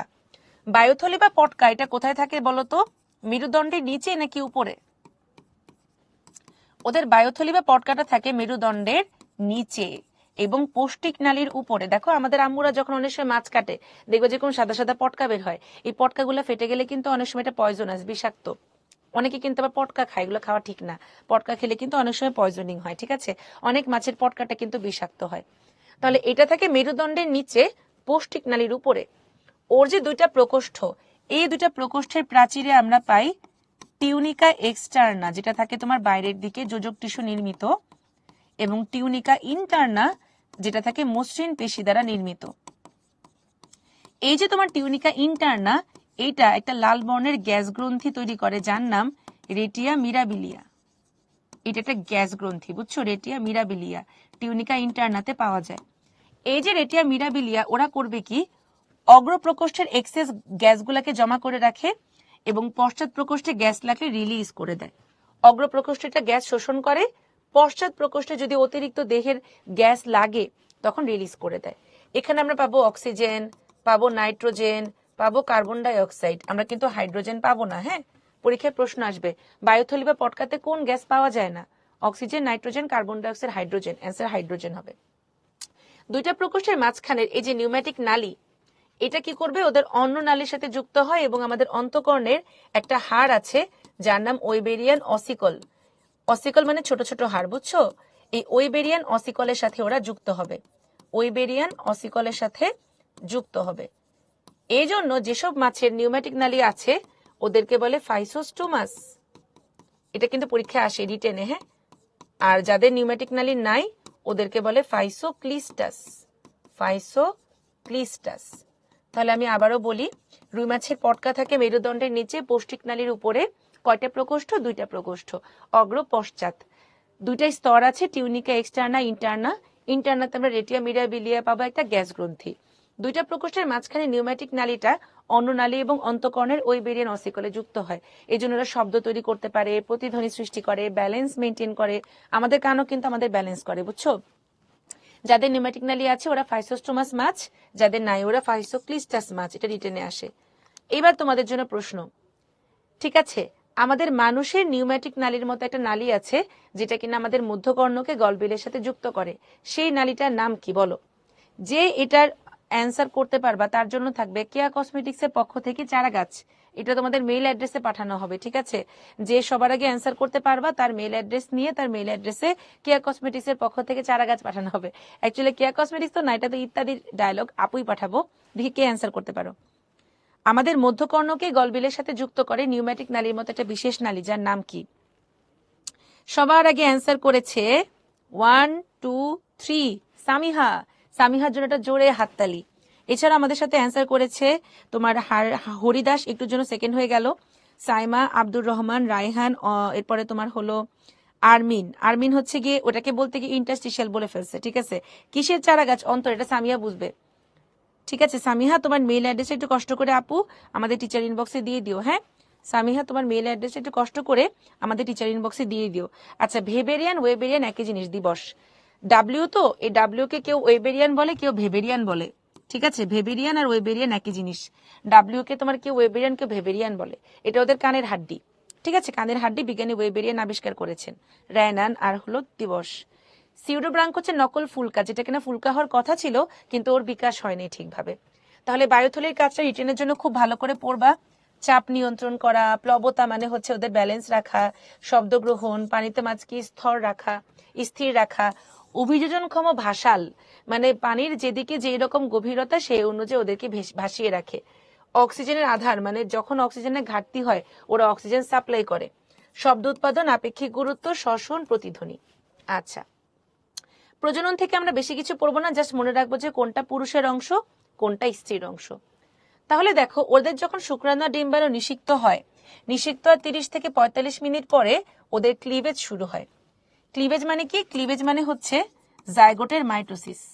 এই জাইগোটের মাইটোসিস যদি একটা মাত্র মেরু বরাবর হয় সেটাকে আমরা বলি মেরোব্লাস্টিক। আমরা বলেছিলাম চারপাশ থেকে হলে হলোব্লাস্টিক। ওদের যে ব্লাস্টুলাটা তৈরি হয় সেই ব্লাস্টুলা দশাতে আমরা দুইটা স্তর পাবো, ব্লাস্টোডার্ম, পেরিব্লাস্ট, ঠিক আছে? জাইগোট থেকে প্রথমে মরুলা, 16 কোষীয় দশা। মরুলা থেকে যখন একটা গহ্বর তৈরি হয় সেটাকে বলে ব্লাস্টুলা। ওদের ব্লাস্টুলাতে দুইটা লেয়ার পাওয়া যায়, ব্লাস্টোডার্ম আর পেরিব্লাস্ট। ব্লাস্টোডার্ম থেকে ভ্রূণ, পেরিব্লাস্ট থেকে কুসুম। এখানে স্টার্ট দাও। শেষ পর্যন্ত ব্লাস্টুলা থেকে আমরা গ্যাস্ট্রুলা পাবো। গ্যাস্ট্রুলা থেকে আমরা কি পাই? দুইটাই স্তর পাই, এপিব্লাস্ট, হাইপোব্লাস্ট। এই এপিব্লাস্ট হাইপোব্লাস্টে ওদের একটোডার্ম, মেসোডার্ম, এন্ডোডার্ম তৈরি করে, ঠিক আছে? তাহলে আমি আবার বলি, ওদের যে জাইগোট সেই জাইগোটটা বারবার ক্লিভেজ করে মরুলা, ব্লাস্টুলা তৈরি করে। সেই ব্লাস্টুলাতে আমরা দুইটা লেয়ার পেয়েছি, একটা হচ্ছে ব্লাস্টোডার্ম, একটা হলো পেরিব্লাস্ট। সেখান থেকে আমরা যখন গ্যাস্ট্রুলা পাবো, গ্যাস্ট্রুলা দশাতে আমরা পাই দুইটা লেয়ার, একটা হলো এপিব্লাস্ট, হাইপোব্লাস্ট। এই এপি এবং হাইপোব্লাস্ট থেকে ওদের দেহের সকল অঙ্গগুলো তৈরি হবে। বলো, রুই মাছের ডিম কেমন? সেন্ট্রোলেসিথাল, টেলোলেসিথাল, নাকি হচ্ছে গিয়ে তোমার অ্যালেসিথাল? বলো না রে, রাইয়ান আর দিবস বলেছি, দুই মানুষ, ঠিক আছে? রাইয়ান বলো রুই মাছের ডিম কেমন, সেন্ট্রো, টেলো নাকি অ্যালিসিথাল? কি রে সামিহা দিকে হারাই গেল, তোর মেল অ্যাড্রেসে দিল না। এই সামিহা, তুমি যদি মেল অ্যাড্রেস না দাও তাহলে আমি কিন্তু হরিদাসকে গিফট দিয়ে দিব। Very good, centrolecithal. তাহলে দেখো আমরা জানি যে ডিম হলো 3 রকম, যাদের কুসুম মাঝখানে থাকে ওরা হলো সেন্ট্রোলেসিথাল, ডিমের কুসুম মাঝখানে। যাদের কুসুম অনেক বেশি তারা হলো টেলোলেসিথাল। রুই মাছ কিন্তু সেন্ট্রো না, টেলো, অনেক বেশি বেশি কুসুম, বেশি কুসুম। সেন্ট্রো ছিল ঘাসফড়িং। যাদের একেবারে কুসুম নাই তারা হলো মাইক্রো বা অ্যালিসিথাল, যেমন মানুষের ডিম।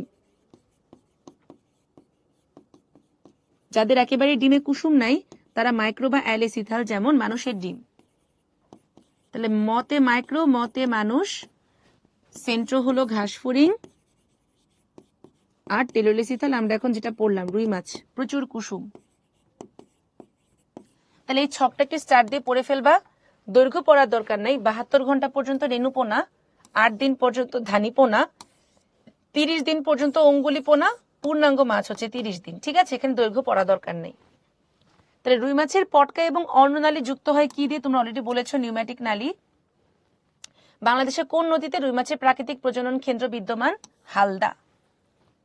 বায়ুথলির কাজ নয় কোনটি? দেখো, শব্দ উৎপন্ন, দেহের চাপ নিয়ন্ত্রণ, প্লবতা রক্ষা করা, প্রতিরক্ষা। আমরা সবাই জানি প্রতিরক্ষা প্রদান, কারণ এটা তো ওর কাজ না, ওর মধ্যে তো কোনো WBC নাই।